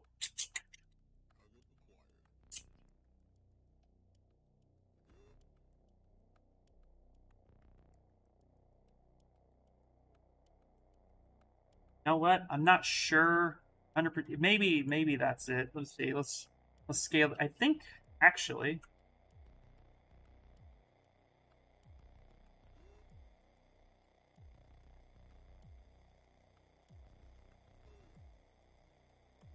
Auto group this for a second.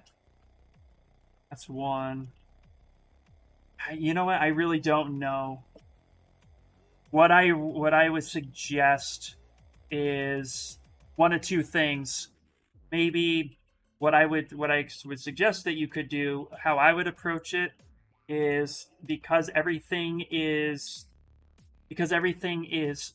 grouped by polygroups, select it, delete hidden, and then from there use your Z modeler brush, grab it, extract or extrude or Q mesh all, bring that up a little bit, and then from there you can go ahead and bevel your edges.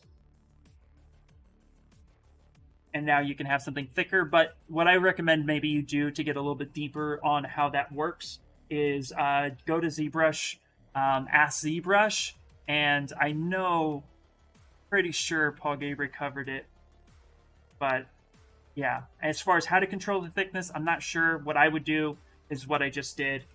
Go ahead and delete hidden, get your single-sided surface, and then just control your thickness yourself, either by using Z modeler or coming up to dynamic subdivision, turn that on, and then increase your thickness the way you want to increase it and adjust it that way.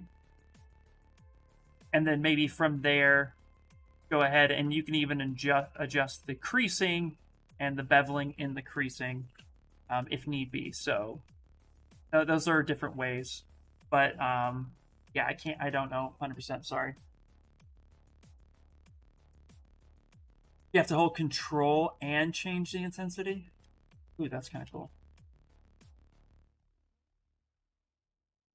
Oh, you know what?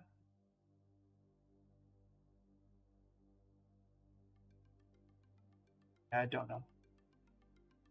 Yes, it worked. It is the intensity. Okay, great. Perfect. Awesome. We worked it out together. Thanks, Ryan, for your help too, buddy. So yeah, there you go. Woohoo!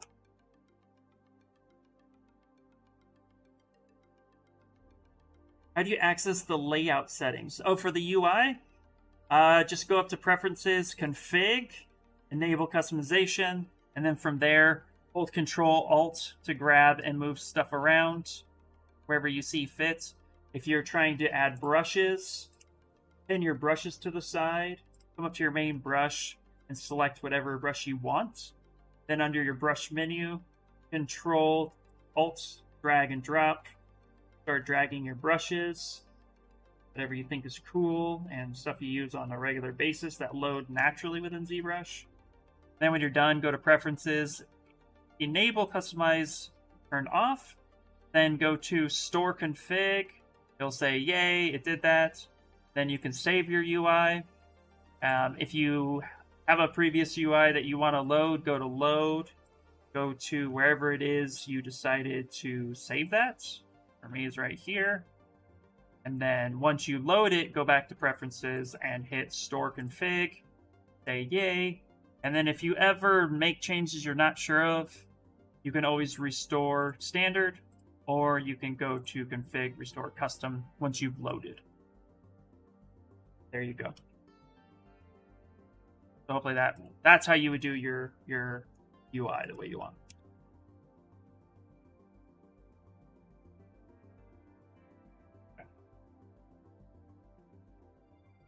Mask pen. Go back to making masks because we're gonna cut these suckers open. Gonna go ahead and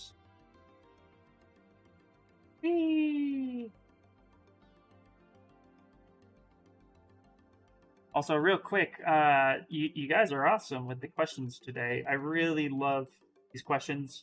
I know I'm not always able to answer them, but I try my best on that. So thank you for working with me on questions I may not know the answer to. And thank you for all the help, guys, because you guys really do come in here and help out. There's so many knowledgeable people here. I just want to take the time to appreciate every single one of you. You guys are awesome.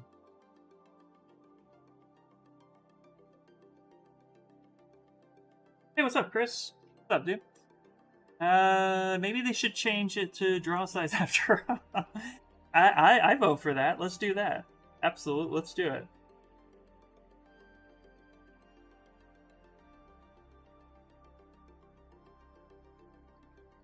You know what's funny is that's a feature that came out and I fell in love with it, and then I typically only use it for hard surface, and so yeah, I think I should go back and use it a little bit more.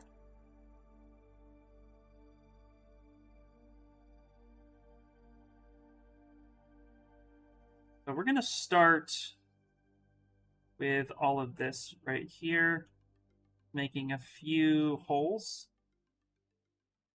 That's not gonna work, so then okay. So we'll start with this. We don't want to do too much too quickly. But with our mask, this is how I'm going to approach making holes. Considering you can't use the intensity shortcut using control. I know, yeah. Yeah, what you'd have to do, I have the intensity, I have an intensity slider here.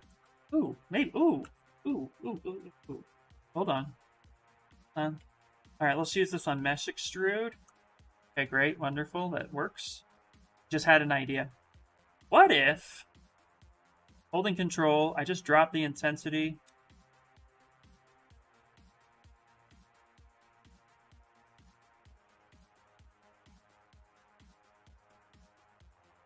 Oh, that's cavity. Oh, that's mass cavity. Never mind. Whoops. You know what? Ooh, that. Okay, there we go. Hold on. Hold on. I just had an idea. Let's come up here to. Let's come up here to control. So let's go to our preferences, config. Let's turn on enable customization. Let's go to our draw, and let's actually go ahead and hit Control Alt. And we're going to drag out intensity here, which is actually. If we restore standard, that's right up here. So, hold control, and now you can increase the intensity just like that, which is how they made it. That's how you do it, guys. I'm out. That's it. That's why it's up there. Don't ever remove it. Man.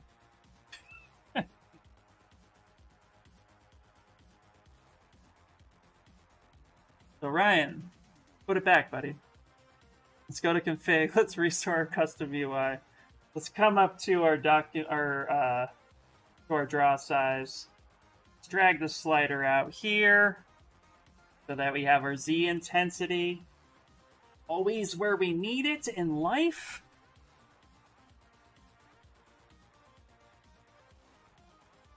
Here you go.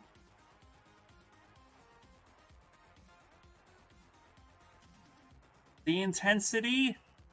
Let's come up here, do preference, config, in customization, save UI, save it out, guys, say yes, and store it. Now we forever have it in its place.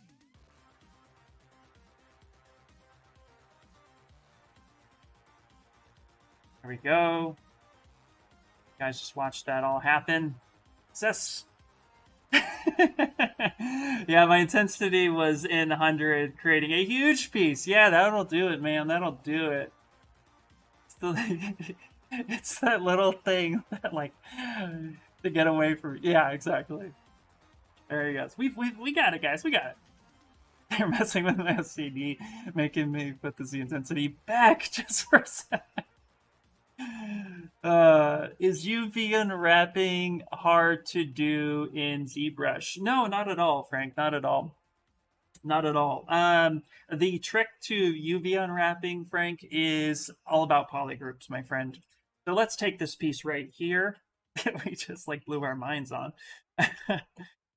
So I want to cut UVs for this. The biggest thing is to have polygroups, okay? And the reason why is I'm going to go ahead and control copy this. I'm going to make this a single. I'm going to make this a single polygroup. And what we're going to do is we're going to first UV unwrap this one. So if you go to Z plugin with your model at the lowest subdivision possible, please use subdivisions when you're using UV unwrap. Do not use Dynamesh. You will pull your hair out, and if you don't have hair, you'll grow hair and then pull it out. It can be very infuriating. Never, never do that with Dynamesh. Ever.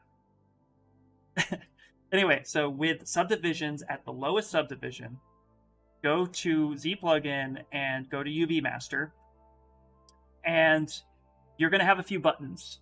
The most important thing to remember is that if your model is completely symmetrical, keep symmetry turned on. If your model is not symmetrical, like this model is not, turn it off. But with our polygroups being different polygroups, we can go to ZPlugin, and there's a button called polygroups, and it is always turned off by default. Turn that on. Now from here, do not unwrap all. That means all subtools. It will crash if your subtools aren't prepped properly. You're going to go and actually just hit unwrap. And then if you come down to not morph target, but UV unwrap, and you hit morph UV, you can now see that your polygroups have separated. And then you hit morph UV from here. Now, what I really, really recommend doing is actually, let's go back. Go back before we had UVs. I'm going to go ahead and delete these UVs. What I recommend you do is you actually come down here to work on clone first. It'll create a brand new model. And then I want you to go ahead and turn on polygroups, unwrap. Then you can come back and you can hit flatten. And this will actually give you a UV map. From here, you can actually select your polygroups, and you can organize these as best as you can. And it won't change because they're just UVs. You can go ahead and position these however you need them to be. Yeah, that's fine, right? Go ahead and unwrap that. Go ahead, come back and hit unflatten. See the model's still there. I'm pretty sure, let me just check something real quick. See if I select this guy. If we scale up this model, for example, if we scale this up and reposition, shouldn't affect too much.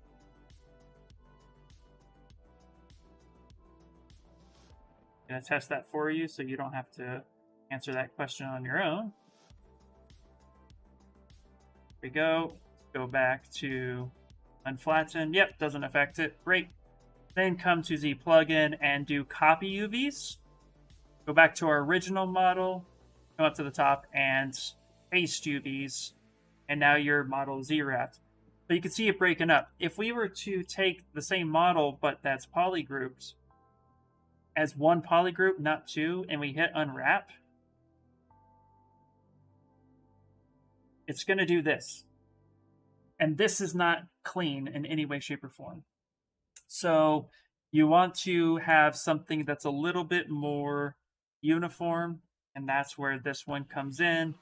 So when you hit flatten, you can see that the UVs are a lot better, and you can definitely have more control when you bring it into other programs that utilize UVs. So definitely do that, and you can get as meticulous with this as you want. You can take something like this, for example. Let's take this. Let's take these points, right? And then we can even, come here and let's mask off. You can get as tedious with this as you want. You can come in here and then have this like that. Same thing here. Come in here, grab that. Now you can have this broken up into all sorts of pieces. It all depends on you and how much work you want to put into it. You do something like that. Come in here. Now we have all these different colors of the rainbow. That, right? And then you can go ahead and unwrap it with the same. Go ahead and unwrap. And it's going to keep in mind all of these different polygroups. So now you have more pieces and you can become more organized. So it all depends on you. At the end of the day, it's the easiest way to get some UVs that are workable. So again, if your topology is really clean and really uniform and even animation friendly, wink wink hint hint for the animation guys, then you can get really nice UVs out in ZBrush. It just, use polygroups. The magic of polygroups can really, really be helpful. So yeah, exactly. Yuck. Let's see here. I'm a beginner here. Can anyone help? That depends on your question. Feel free to ask a bunch of questions. I take questions until 8. So no question is too small or too long or too newbie or too professional. If I can't answer it, I will gladly tell you I can't answer it, but I'll try to point you in a direction in which I would find the answer as much as possible.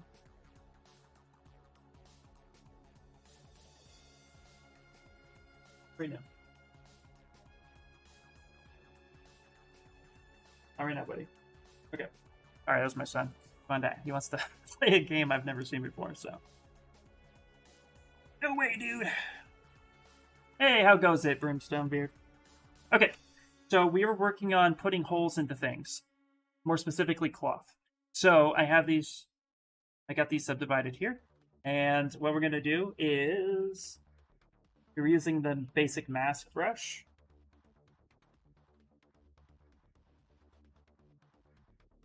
We're just masking off some spots, and I'm actually gonna go ahead and hit Control W for creating a different polygroup where that mask is.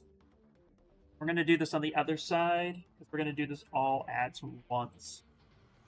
I'm going to make this one really, really... Oh.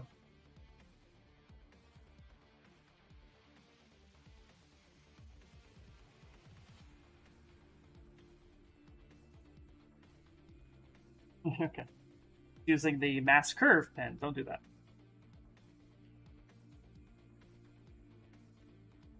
Don't do that the way I was doing that. That's more important takeaway there. Going to mask this area up like such.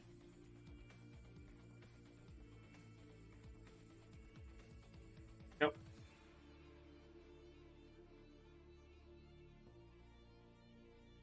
We'll have this one a little bit more shredded on the back side. I'll have this one, I'll just have this edge torn off here. And for this one, you know what? For that one, it's a hole right there. Okay. So now we're going to go ahead, sharpen that. We're going to go ahead and polygroup that. So now we have all these different polygroups here. I'm going to go ahead and just duplicate it.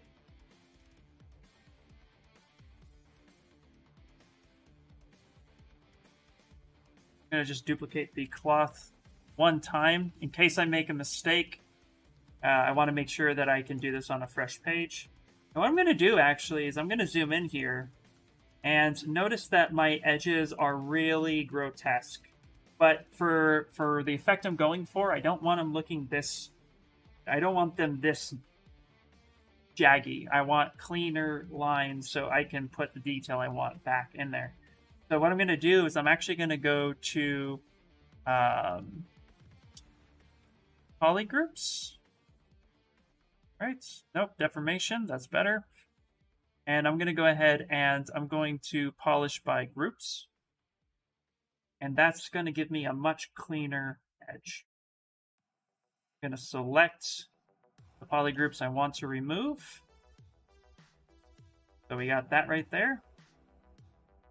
I'm going to go ahead and hit Delete Hidden, which can be found under Geometry, Modify Topology. First, we need to delete Lower, Modify Topology, and then Delete Hidden. Now we have this going on. Now what I'm going to do is I'm going to Z-remesh it by keeping the groups activated. So Z-remesher, keep groups, adapt. Let's do 10 as our target.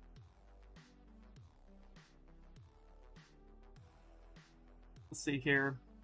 While this is thinking. Hey, how goes it? Let's see. Hello, Zenpen. Hey, Ian. How did you make the cloth in your work? It looks really amazing. Thank you so much. Yeah, actually, I will go ahead and gladly answer that.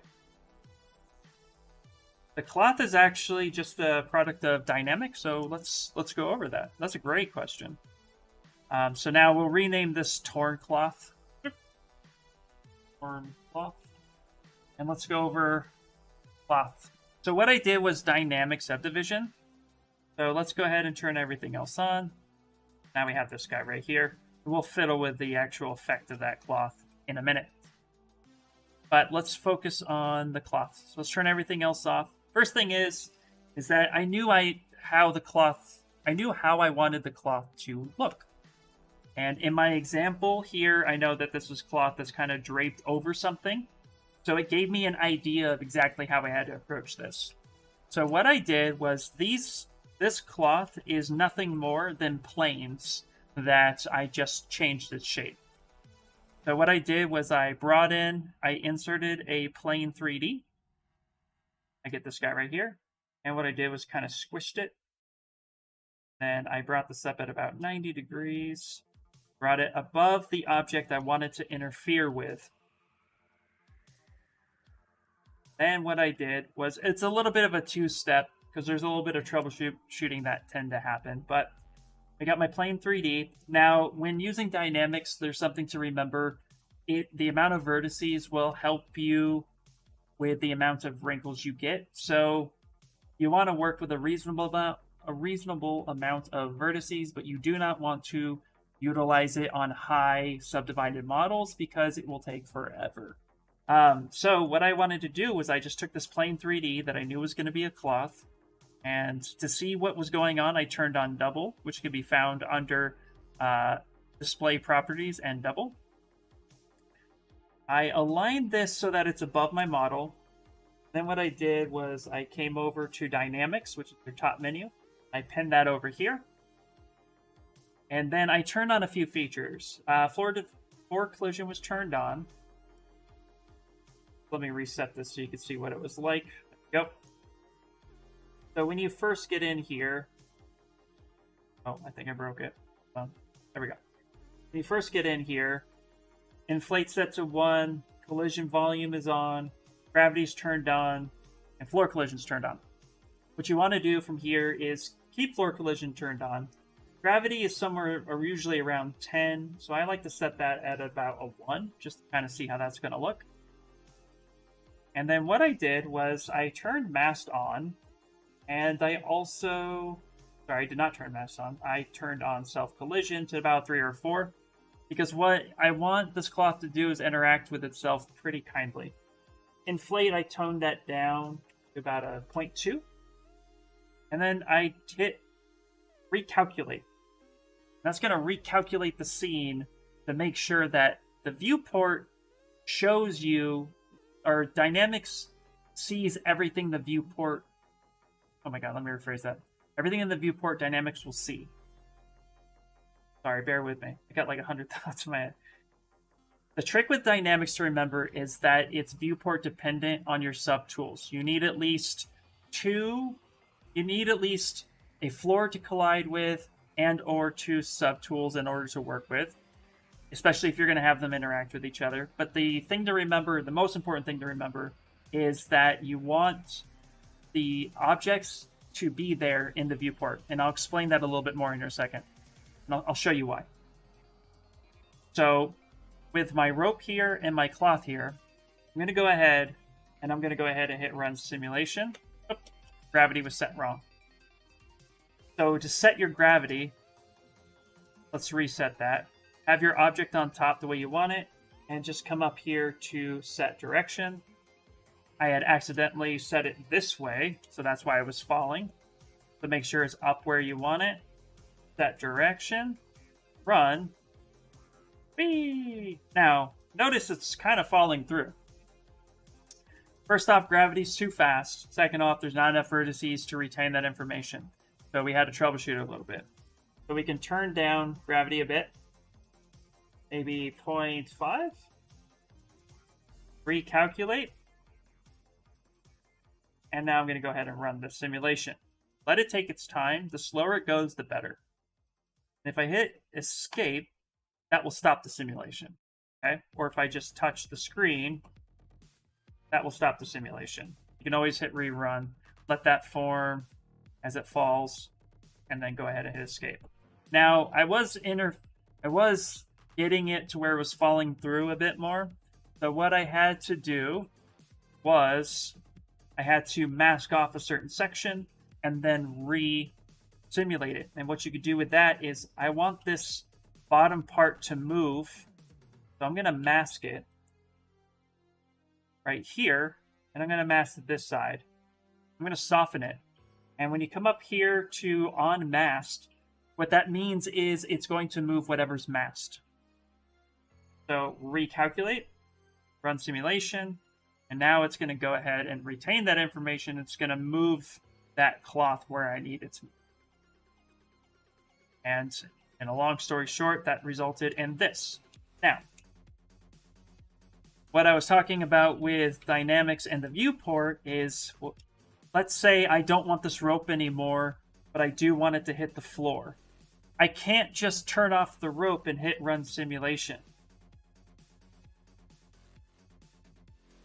Come on. Because it's going to think that the rope is still there, which is pretty cool. But that's not the effect I'm going for. So it's viewport dependent when you recalculate. So what you have to do, if I want this to hit the floor and not hit the rope, I can't just turn it off. I have to turn off the rope, then recalculate it, and then it's going to say, sorry, collision can't be calculated for non-active subtools. So you have to turn collision volume. You have to reset everything.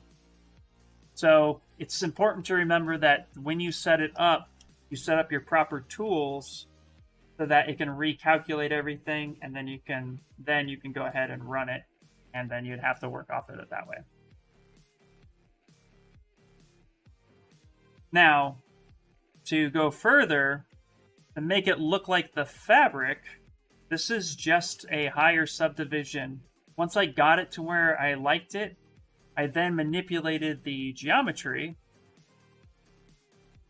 by subdividing up, which gives you a more realistic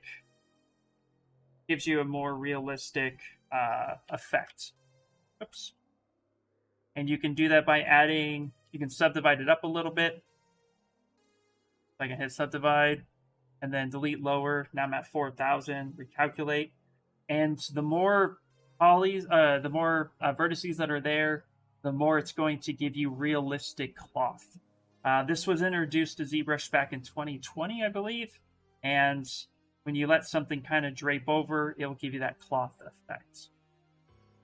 Now, if you want to add any type of texturing to this, that's when you can go into surface noise and add some texture. So here I'm going to stop this just for a second. Say I like that. And now I get some pretty decent wrinkles. If I want to add some texture to it, I can then now go to surface, and I can bring up some texture surface. Let's say this guy right here. I can do it this way, edit this out. Okay, now we have a little bit of texture, or delete this. What you can do is you can go to geometry and turn on micro poly, and you can add some, make it look like chainmail or any type of other fabric that you would like. So hopefully that answered your dynamic question on how I did the cloth. I know I kind of ran through that, but I did create a video on that explains it a little bit more in depth.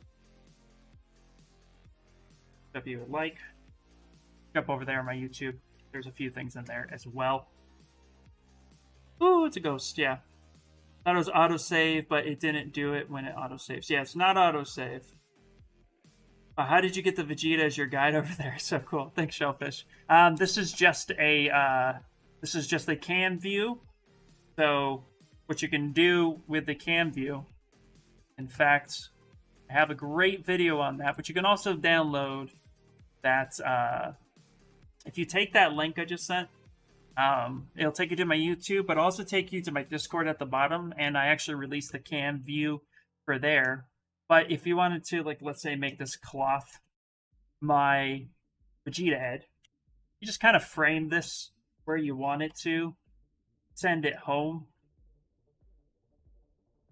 so that it's in the proper position. Then you're going to come up to preference, cam view, and then make cam view. That's going to give you your cloth up here. And then from there, it's going to give you a texture here. And you save this texture out by hitting export. Save it, go to export, go to your C drive, program files, go to Pixologic, ZBrush, go to your Z startup and cam view, and this is where you can save it. And then from there, you have to make sure that you go and hit store config, or else it won't work. This whole time you thought it was Gotenks? I know, yeah, the Vegeta head is and then of course too, you can go to cam view under preferences, say next, and you could pick all the cam view models that are in there. There's a bunch. And there you go. And you can do it with color too. So lots you could do there.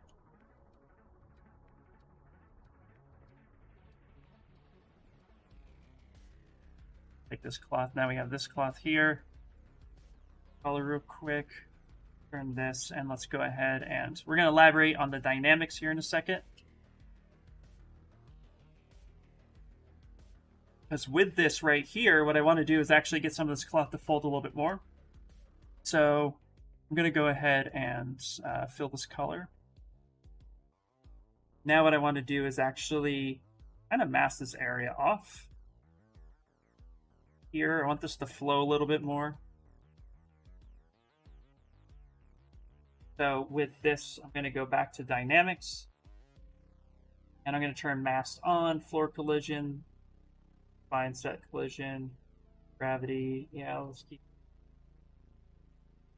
Direction's fine. Let's recalculate, inflate, maybe hit like. Go point. Calculate. Flip that. I want this to kind of drape a little bit more naturally. Something like this. I'm going to mask this area off. I'm going to go ahead and recalculate that. And run simulation and let this piece kind of fall as it may. And yeah, you can just utilize this as best as you can. Well, I understand it now. You explained it very well, and I really appreciate it. That helps a lot. Great. Great technique. Thanks so much. Not a problem. Yeah. Dynamics definitely was a little tricky for me too. So, glad.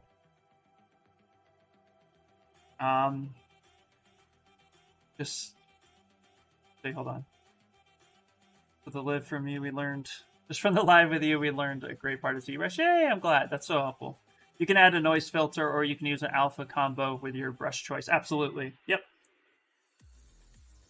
I have, let's see, how to export texture of surface noise to other platform. Okay, that's... So... I never tried that, to be honest with you. Which, you know, you could do. Oh, that's a great question. Let me see something. Just to solo this out for a second. Let me try something first. I haven't really thought about that. That's something I typically do. Let me see. Okay. For funsies. Now you can edit and save out your preset, but what you might be able to do is apply to the mesh, and then from there you could probably go to texture map and create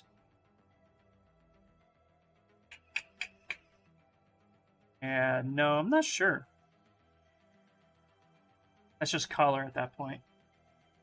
I don't know if you can or not. That's a great question. I would do an Ask ZBrush on that question. I don't know if you could.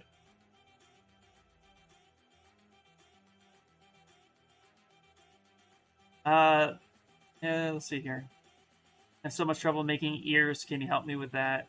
With female ears. Hey, no problem, Frank. Coming in with a question. Love it. Okay, what we could do, let's save this real quick. We're gonna go to my ZBrush drive. Okay. Actually, make a second one because I made a lot of changes. Actually, if you're having troubles with female ears, honestly, the best thing you could do, just to really quickly, there is a IMM brush that is dedicated to like, there we go, IMM B parts, and you can create an ear pretty quickly. Now that's just, it's not cheating, but if you're struggling and you want to make a fresh ear from scratch, what I recommend you do is let's make a head shape real quick. Actually, you know, no, let's not make a head shape real quick. Let's just use, let's go to project, head planes. Okay, let's start with brand new head. Okay, here's your head, and we're going to go ahead and actually just cut this ear off, so we're working from scratch. Let's say we're working from scratch, so let's go ahead and delete hidden, and let's re-dynamesh that, so now we have a closed hole. Okay.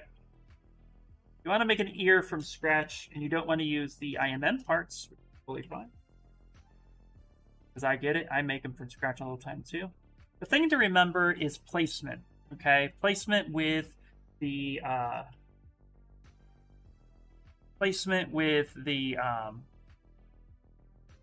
head shape itself, okay? So the thing to remember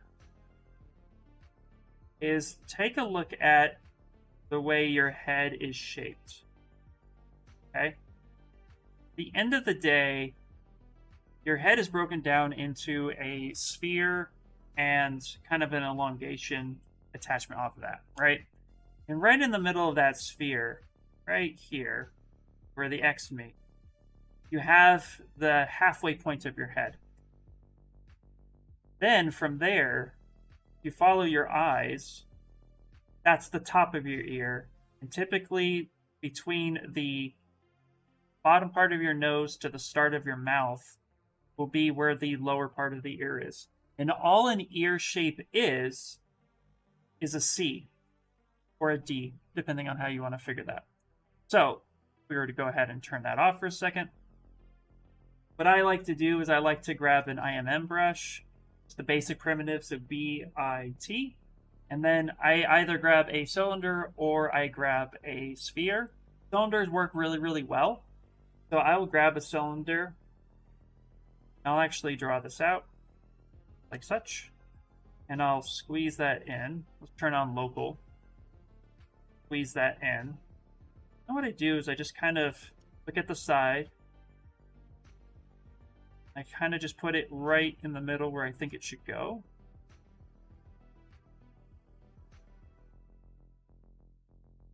And of course, too, from here, keeping in mind on where placement should be. Here's where the middle of the eye is going to be. You have to wear glasses, so your eyes would rest right there. So let's do that. Then from here, I'm going to start and moving this around and getting a like kind of C shape. And tuck the rest in. Now these are a little bit big, so let's scale them down. Now, of course, a lot of this is experience on anatomy studies, so definitely study some human anatomy. I think I have, it's on. Do I have topological turned on? That's going to break you. Now, ears, typically, depending on the person, ears won't flare out this much. A lot of times they'll kind of follow the back of your head. Look at a mirror. You can be your very best reference. Kind of get that in there a little bit where you think you like it. And then go ahead and dynamesh that together. That's going to be the starting point of your ear. Now from here, what I recommend you guys do, really, really helpful, open up Google and type in female. Okay. And then grab a picture and pick an ear. Doesn't really matter. And then what we're going to do is let's go ahead and let's look at the human ear for a second. So actually, let's turn this off, and I'm going to blow this up a little bit when I get this a little bigger. Okay. Hopefully you guys can see that. Okay, great. You guys can see that. All right. So what we're going to be doing is from this point, that off for a second on my second monitor. Okay. Turn this back on. From here, let's look at the basic shapes of the ear. So we're going to kind of draw out your main helix right here where this is at. And then it kind of comes back in a little bit. And we have this shape here. Now this part tucks in a little bit. So what I would recommend you do is know that this part of the ear is actually on top. And it kind of blends in to this portion. Now, I'm not very good with anatomy names, so please forgive me. Still learning that stuff. There's always a hole in the middle of that ear. We take a look at right in the middle point between top and bottom, you have the starting of your hole. So that's where you would at least have an idea of where to place it. And then this is just basically just a question mark. You want to really make it simple, right? So let's take that same principle, okay? And I usually use the standard brush. I'm just going to go ahead, come on up, sculpt this part here, take the move brush a little bit. I'm working with a little bit high of it. Dynamesh, where are we at? Let's drop the resolution a bit.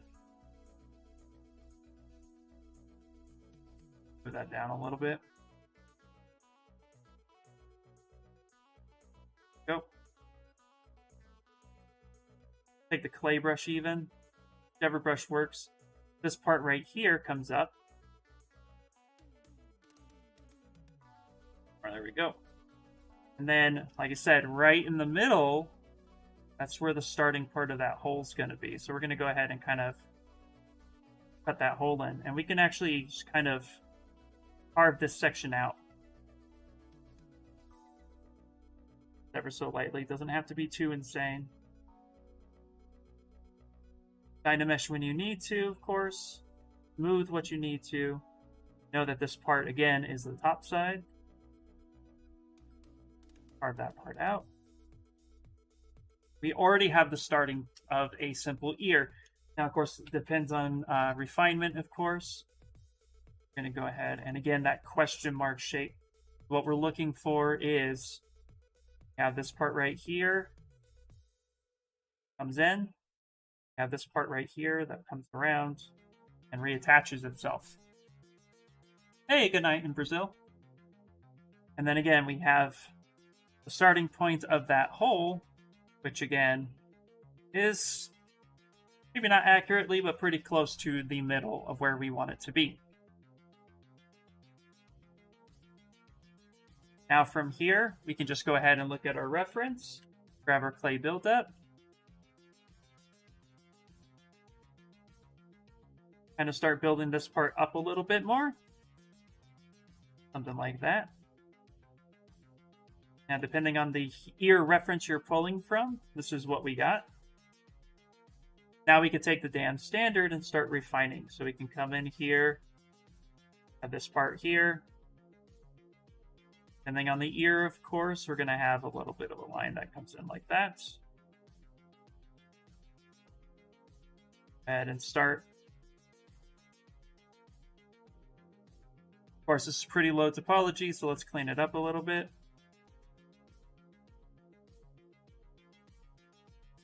Come in here, smooth that down. Maybe come in a little bit more. Start carving that hole there. Now, this part right here, there's a little bit of a... There's this little bump right here, right? And then there, the hole, that goes back into the ear canal. So I'm gonna go ahead and kind of pump this up a little bit here. Stop from that. Take our move brush now. Maybe pull this out a little bit. We're just trying our best to kind of match the reference as close as we can. That down.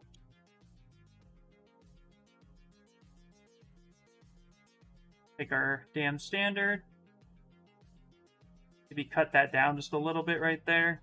Now, the most important part is the transition between the ear and the face. So you want to take your clay buildup brush,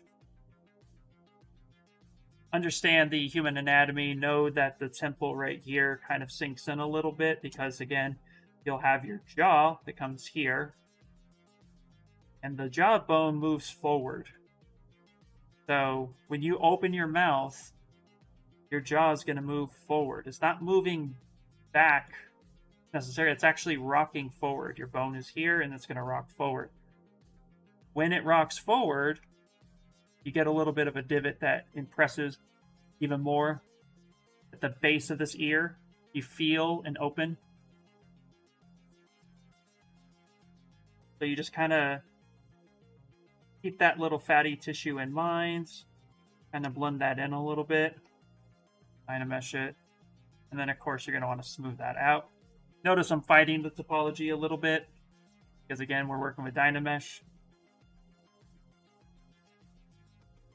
That's going to blend right in. This area right there. And that's how you can get an ear.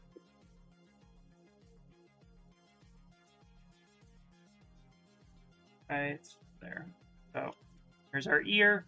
And again, if we check our math, here's the skull where the jaw should be connecting right about there. Halfway down, halfway across.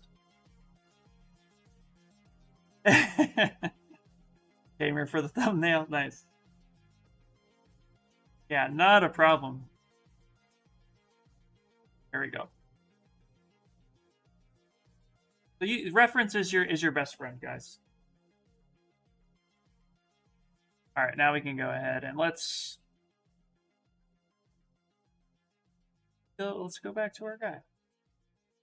There.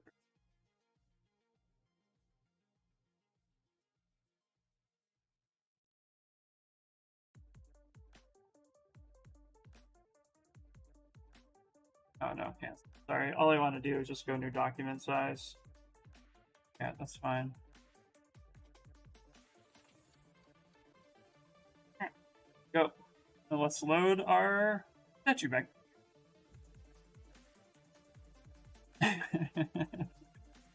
All right. But like I said, if you're concepting and you just want to get an ear done, go I for IMN brush and then P and grab yourself an ear and slap it on there. You're good to go.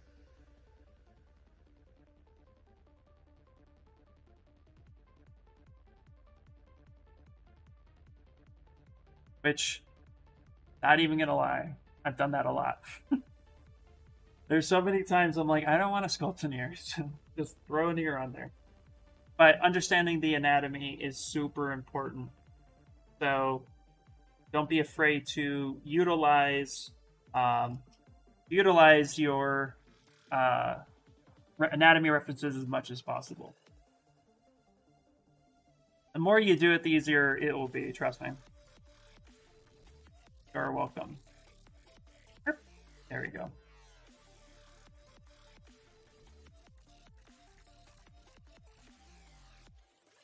Okay. Anyway. Speaking of which, you know what?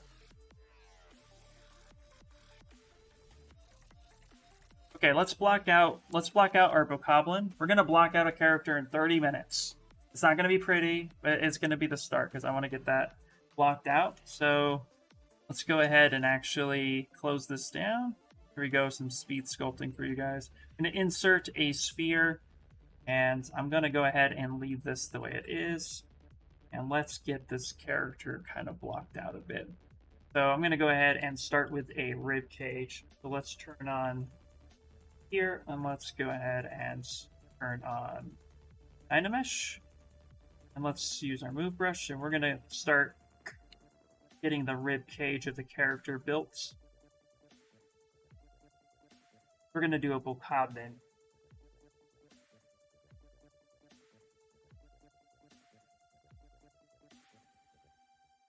Keep it low, so let's do resolution of 32.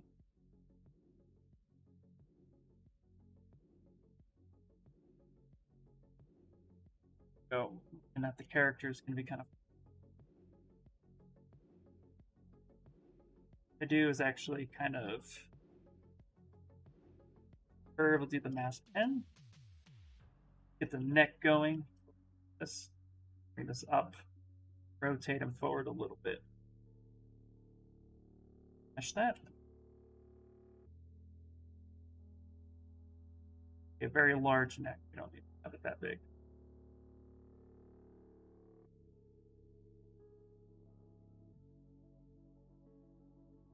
Ask where the arms would be.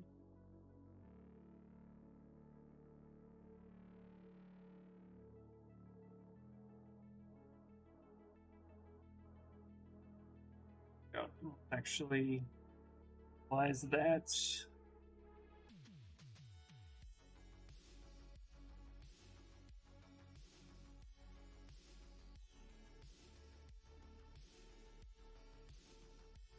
I'm gonna do kind of a T-pose.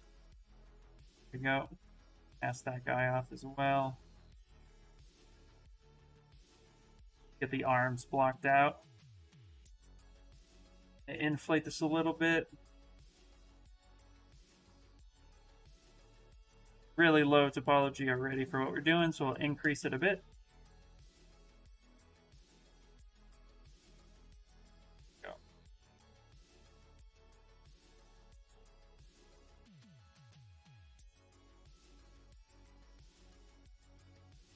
Move brush. Move the back.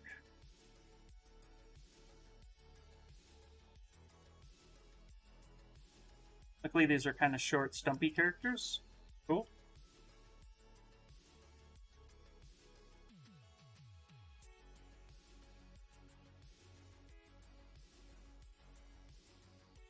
Move this so that the butt is a little bit or back.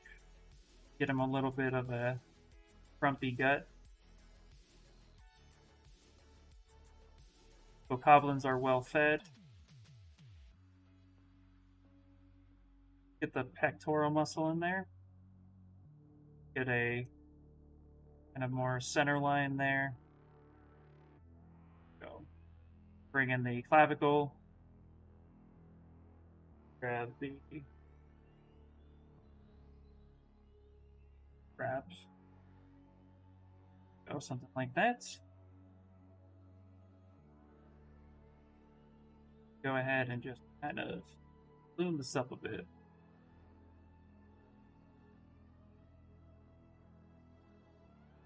Not worried about details in any way, shape, or form. Worried about making sure that thing makes sense.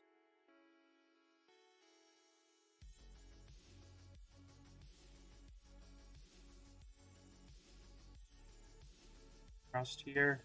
Notice I'm just using the damn standard to mark out stuff like the deltoids. Use the typical clay brush to kind of bring up a little bit. Like that. Good.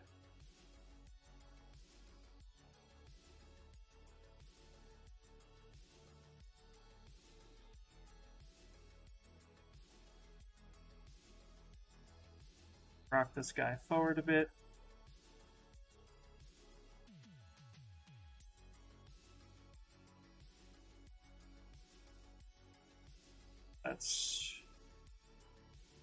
Let's bring his legs forward like such.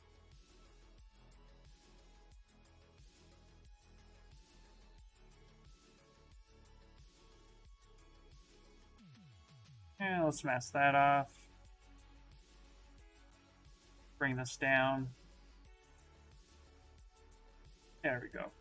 We'll worry about forms and proportions later. Hello, I just wanted to tell you that I really like the Vegeta face on top. Thank you so much, I appreciate it. Yeah, he's such a cool little guy.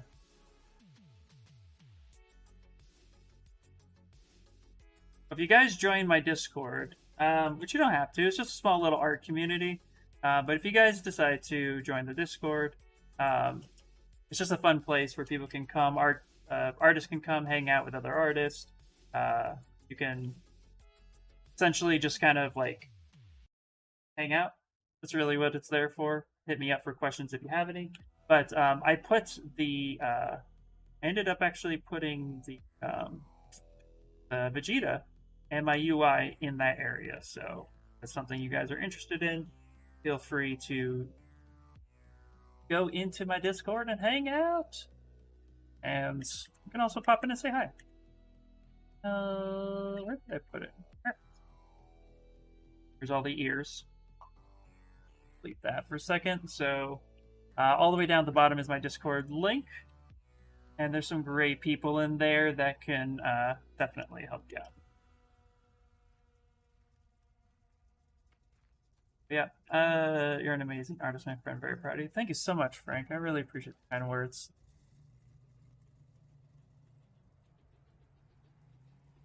You guys are an awesome crowd, and I love hanging out with all of you. So.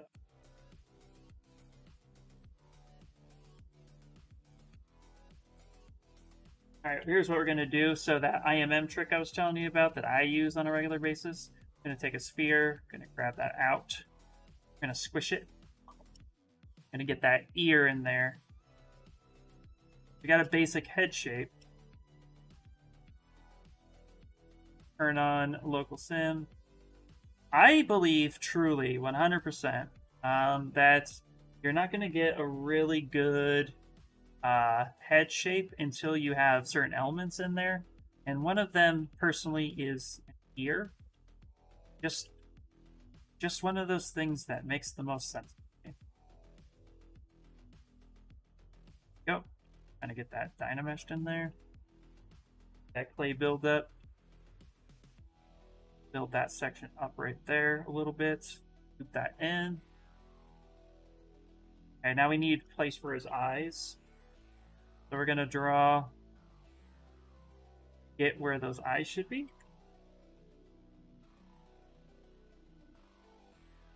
Luckily, this is a funky character where these eyes are on the side. What I will recommend is masking off section right here for his nose. Get that nose in there. There we go. Just one of those do it moments. Start getting the bridge in there, pump this out a little bit. Now I'm gonna mask off where his mouth should be.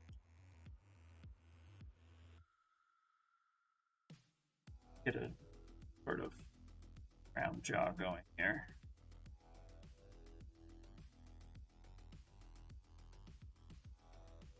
Mesh that a little bit. We're gonna do IMM brush here. Almost looks like a gremlin, right? Yeah. Micro mice from Mars. Ooh. Oh man, that's a throwback, and I love it.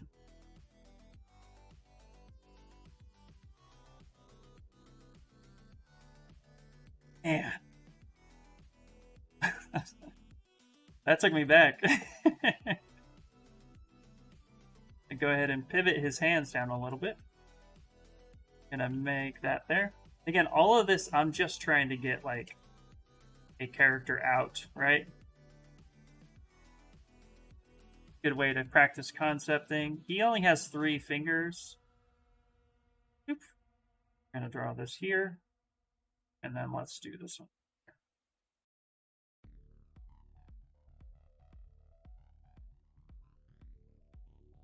Go. Get something like that. Again, having the basic proportions and anatomy structure down can help you create something pretty quickly. Doesn't have to be super pretty. Just know, it's just really overall knowing where the anatomy should go, which will help you out in the end. Okay. butt's a little funky, so let's... So there's this trick too, and I told people who know me personally I was going to teach this, but arrows always point to the buttocks. So your calf muscles are going to point up, your back muscles are going to point down. Get that T-band kind of coming in on the side. Your glutes happening in here.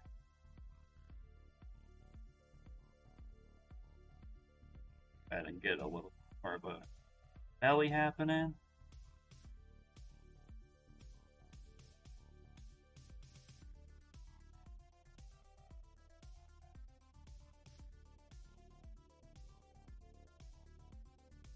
Welcome back to the 80s, my friend. I know, right?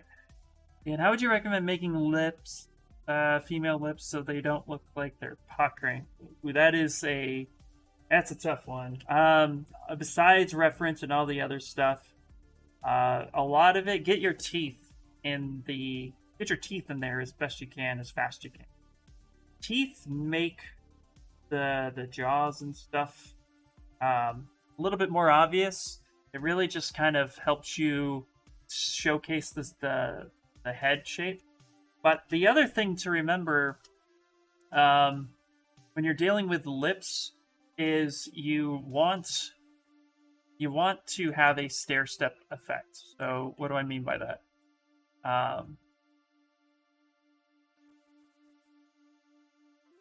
Second, let me pull up some reference real quick. Go images.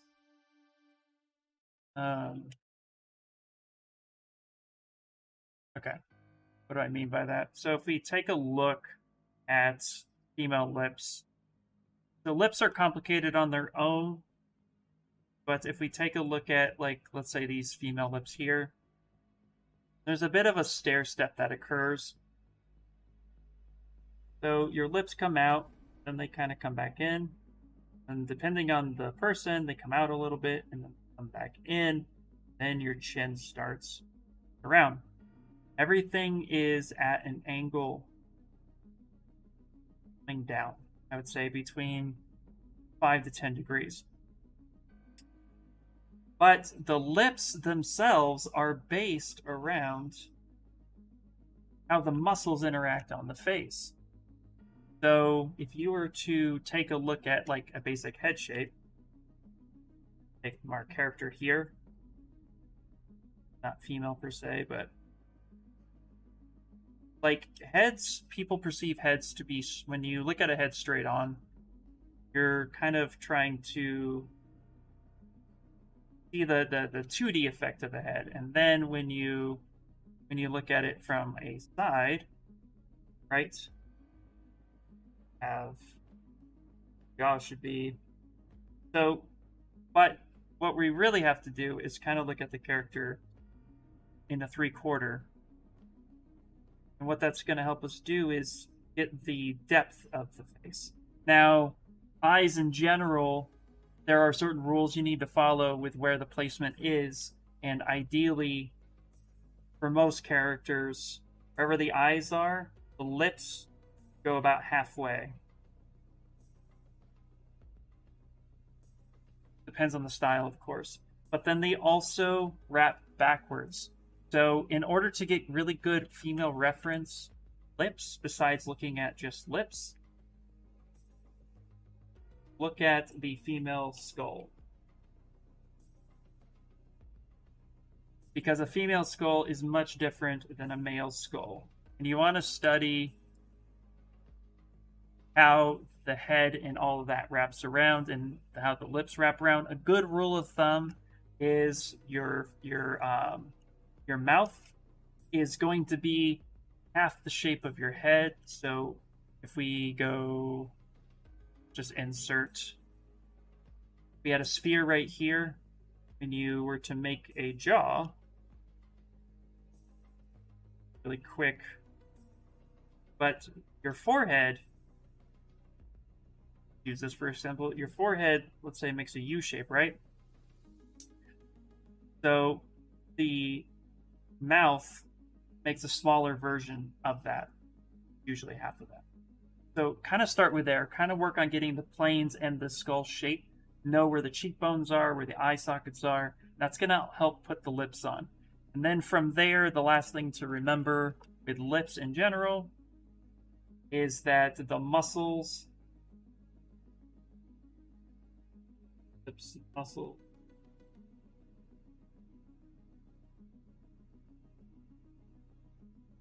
take a look at the muscles for a second. You can see here that you have your lip band muscles. Again, don't kill me on not knowing the names exactly.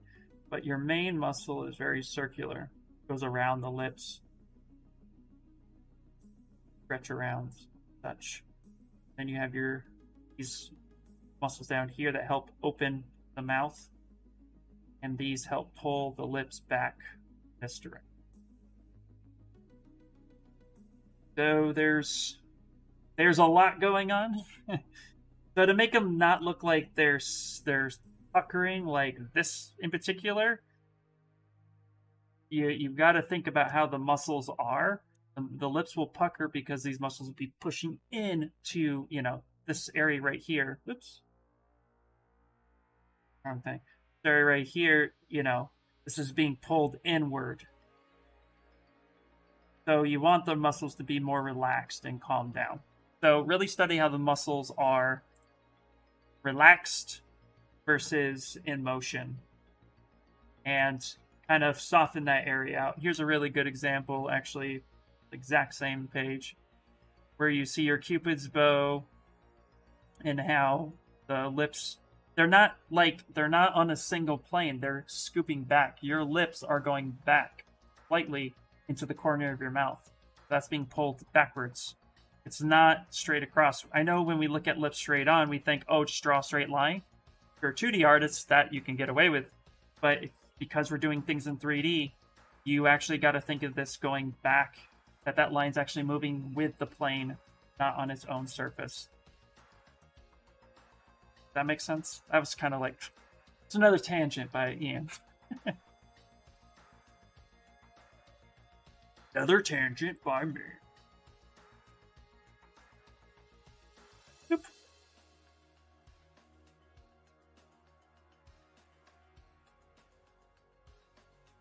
Yeah, there's a lot going on there. Believe you me. What brush did I recommend for the lips? I would recommend using clay buildup, and that you can use clay buildup is a good one if you want to put like a hole in somebody's mouth. Just mask a hole. Gonna pop that back a little bit. That'll get you the mouth opening.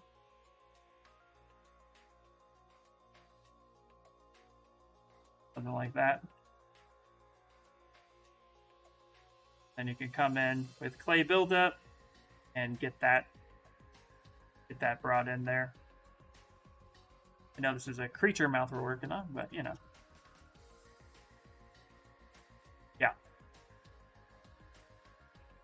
Yeah, clay buildup's good for that.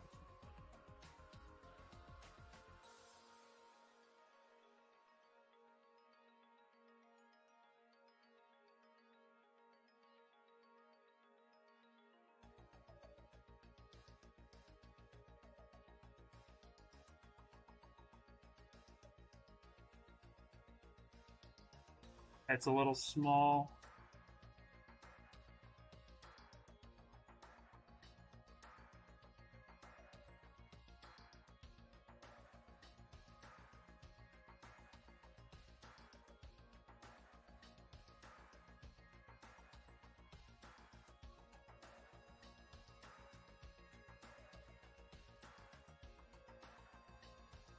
No problem.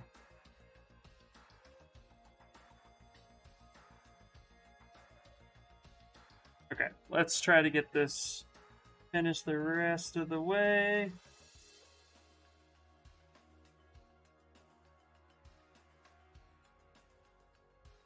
Not a problem, man. I know I'm throwing a lot of information out there, believe you me, but It's all in due time.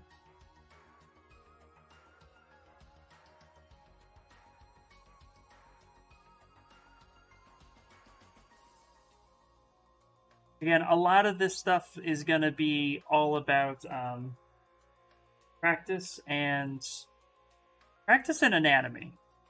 Learning the anatomy, getting the proper shapes in, getting the forms in right. It just all comes down to like trial and error. You get it in there as best you can.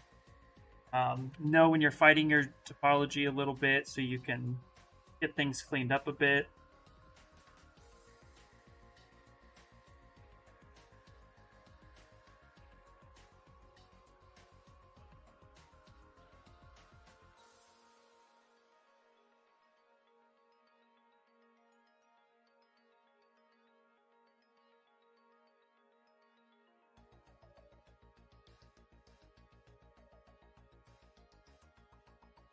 Get this running there like that. Grab that.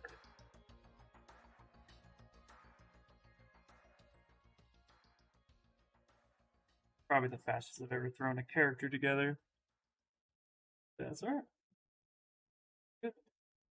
We'll fix the scale and proportions in a bit.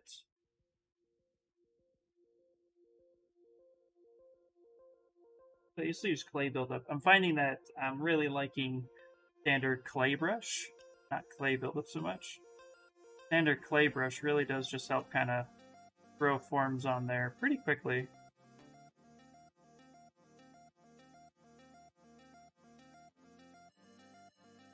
That knee in there. Get some of the muscles built in where we want it.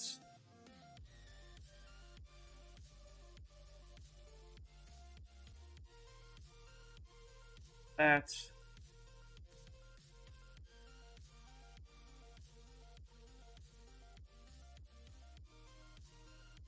You're a great teacher. You explained perfect. I'm understanding perfectly. Sweet! Yay!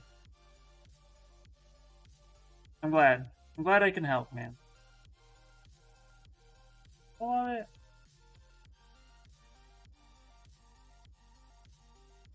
A lot of times too, like right now, I'm in the Valley of the Suck, right? Like this is like that's the thing to remember is that, you know, a lot of times you're gonna go through it not looking the way you want it to look right away, and that's okay. Don't let that ever discourage or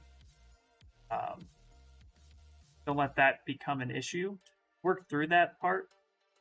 Because, like, look how terrible this is right now. Like, this is just grotesquely not working just yet. But I've only been really sculpting on it for, you know, like 2 minutes, maybe 10 minutes. It's all about just, like, putting in the right shapes when you can. You know, understanding, like, for example, biceps go underneath the deltoid. So understanding that right here, where your deltoids are, which also go right, like they go halfway down. Your deltoids go about halfway down your arm or your humerus bone. So those are all little things, you know, understanding how it is. The more you look at the anatomy, the easier it is. See how his arm is kind of twisted this way? Because your radial, which is your, I think it's called the radial, you know, your wrist and everything moves, the muscles actually kind of go at an angle and come across and then do this kind of thing. Same here. And there's a space right here where your bicep connects underneath. So you just build that section up as best you can. And then you'll start seeing things like this muscle just kind of wants to appear because you got your forms in there, you know your bony landmarks. That's all the important stuff. And that just happens over time the more you look at it. This comes this way, this muscle's gonna connect right into here, right about there. That comes in. bicep is right here, so let's carve that down. I start with the rib cage because right here with your lats, even though this is a creature, lats wrap around this part right here, out, so we can just come back here and actually start pulling those lat muscles out, down. And draw that lat muscle. That lat comes up and under into the armpit, so we can actually, and that comes like right about here, and then wraps back around. Then you have your pectoral muscles that come across, and they come up. Such. So lots of just little things and shapes to keep aware of. Even if you're sculpting like a bigger character, you know, like this guy's going to be a little chunky. So what I need to do is actually get in here and get this part built up. That's where that lat's going to come into play. Going to come up and into his arm. So that's coming up into that section there. So crossed. Notice that your pectoralis, which next right there, there's your sternum. Pecs come up, and then this part comes up. This little spot's kind of hollow. Crossed. All little things. The thing to note too, I kind of see the question in the corner of my eye here, talking about when you do a female neck, what brush is good for the neck. So both male and female anatomy, muscle structure wise, is near identical. So it's the bony landmarks and the fatty tissues that are different. Everything else about the human body is pretty much the same between man and woman. And what's really cool is, I know a lot of people don't really know about it, but if you go to Tool up in the spotlight, Brian Kingsley actually has a full female anatomy crochet that is at your fingertips. And you can see exactly how the muscles and everything connect. So there's not like necessarily a good brush that does it, Frank, as much as I would say, it's about, like, if you look at how I pulled this guy's neck out, it's the same thing. I just masked off an area and then I pulled it out and then I attached his head. But depending on what you're going for, stylized or realism, you can use clay tubes if you're going more realistic for the neck muscles. Right, you could do something more like that. Kind of maybe lightly smooth that down. That'll give you some good. But again, you want to know exactly how the muscles flow. That's the important part. But I use a mix between clay buildup, clay brush, clay tubes. Give me the majority of what I'm looking for. That will be where that's at. Realism, yeah, I would focus on doing clay tubes, clay buildup. Enjoy the valley of the suck. Take sight. Take it in the sights. There's no pressure here. Exactly. Yep. No matter how bad you think the sculpt is, you can always come back to it later. Yep. Yeah. So, yeah. If you're going for realism, definitely don't focus about what brushes you can use as much as I would say study the anatomy as best as you can. It's only going to improve. You can get something blocked out pretty quickly because you know the anatomy. The brush is just a tool to get you there. Everything else, yeah. That's... Especially if we're doing characters. You're doing characters, gotta know anatomy. So, you know, we got a basic blockout shape that we can utilize. This is far from pretty. But this is gonna get me what I need to get started. And now his toes are here. He has 2 toes. Pull that back, Dynamesh that out. Now I have something to work with. Focus on the rest after the fact. Get your shapes out first. Get here first. And now from here we can start adjusting shapes, proportions. Like everything is wrong right now with proportions. But we're getting the forms of the character in place first. And then we can adjust as needed.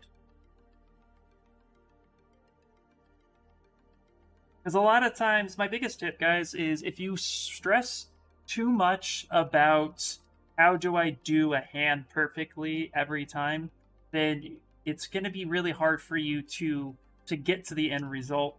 If we take a look at like this character, so I'm going to go ahead and brazenly like scale him. Let's save it first. Oop. Okay. I'm going to scale him down, right? So that he's here. Now let's look at everything. So this is far from over. This guy's going to be like this big. Maybe. But to get to this point, like you just want to start blocking everything out. Don't worry about how pretty it looks or how good it looks. Certain things you'll get stuck on. You know, we did some nice little cloth detailing for now. We're still going to play a little bit more with this. But at the end of the day, do your best to kind of like get things blocked out first. Especially when working with humanoids or creatures, even block it out, get it going, and then from there start refining. You're starting with basic shapes, and then from there you'll start improving. You'll start refining everything else. Gotta get this shape going. It is 8 o'clock. Okay, we got all. Hopefully that makes sense, guys. Hopefully that's not too crazy. But if you guys have any last minute questions before I take off, let me know. I'll wait a second. Usually there's nobody. I don't think there's anybody after me. If not, I'm already cutting their time. I'm already cutting their time, if that's the case. Usually nobody streams after me. Typically. I don't think so. Time flies, I know. Are you gonna give him claws? No, he's gonna have just fingernails. I'm gonna give him a club. This is my Bokoblin reference I'm gonna be utilizing. I'm gonna take a look at some of the different ones in the game. Might give one a bow, might give one a club, maybe one a sword. But yeah. But you can see, like, you know, work in progress. So, yeah, time does fly. Woof. Fast, guys. Anyway, guys, it's 8 o'clock, so we're going to get going. Thank you guys so much for being here. I really appreciate you guys and all the questions. Hopefully, you guys learned something. Always fun hanging out with you guys and sculpting cool stuff. Let's go ahead and take a look at what we got so far. So we're going to be focusing a little bit more on him. But, like I said, he's going to be... Let's get scale going. He's going to be here. You know what I mean? So we got time. But thank you guys for stopping in. I really appreciate it. That's what we got so far. And I'm really excited to keep pushing it. So tune in next Sunday at 5 p.m. I stream every... Actually, no, not next Sunday. Next Sunday is 4th of July. So happy 4th of July, guys. But I will be streaming after that. I don't stream too much on my own right now, but I might throw up a couple free streams. So if you want to follow me on my personal channels and stuff like that to know when I go live there, again, here's the link, and you guys can check me out. If not, most Sundays at 5, I stream here on Pixologic, so I thank you guys so much. Again, my name is Ian Robinson. I make toys. I currently work at Funko right now. It's a great place to work, so please invest in my career. But you guys have a good one, and I will see you in the Discord or, you know, here, wherever works. So, all right, guys. You take it easy, have a great rest of your day, and have a good week, and I'll hit you guys up later. Bye, bye, bye, bye, bye.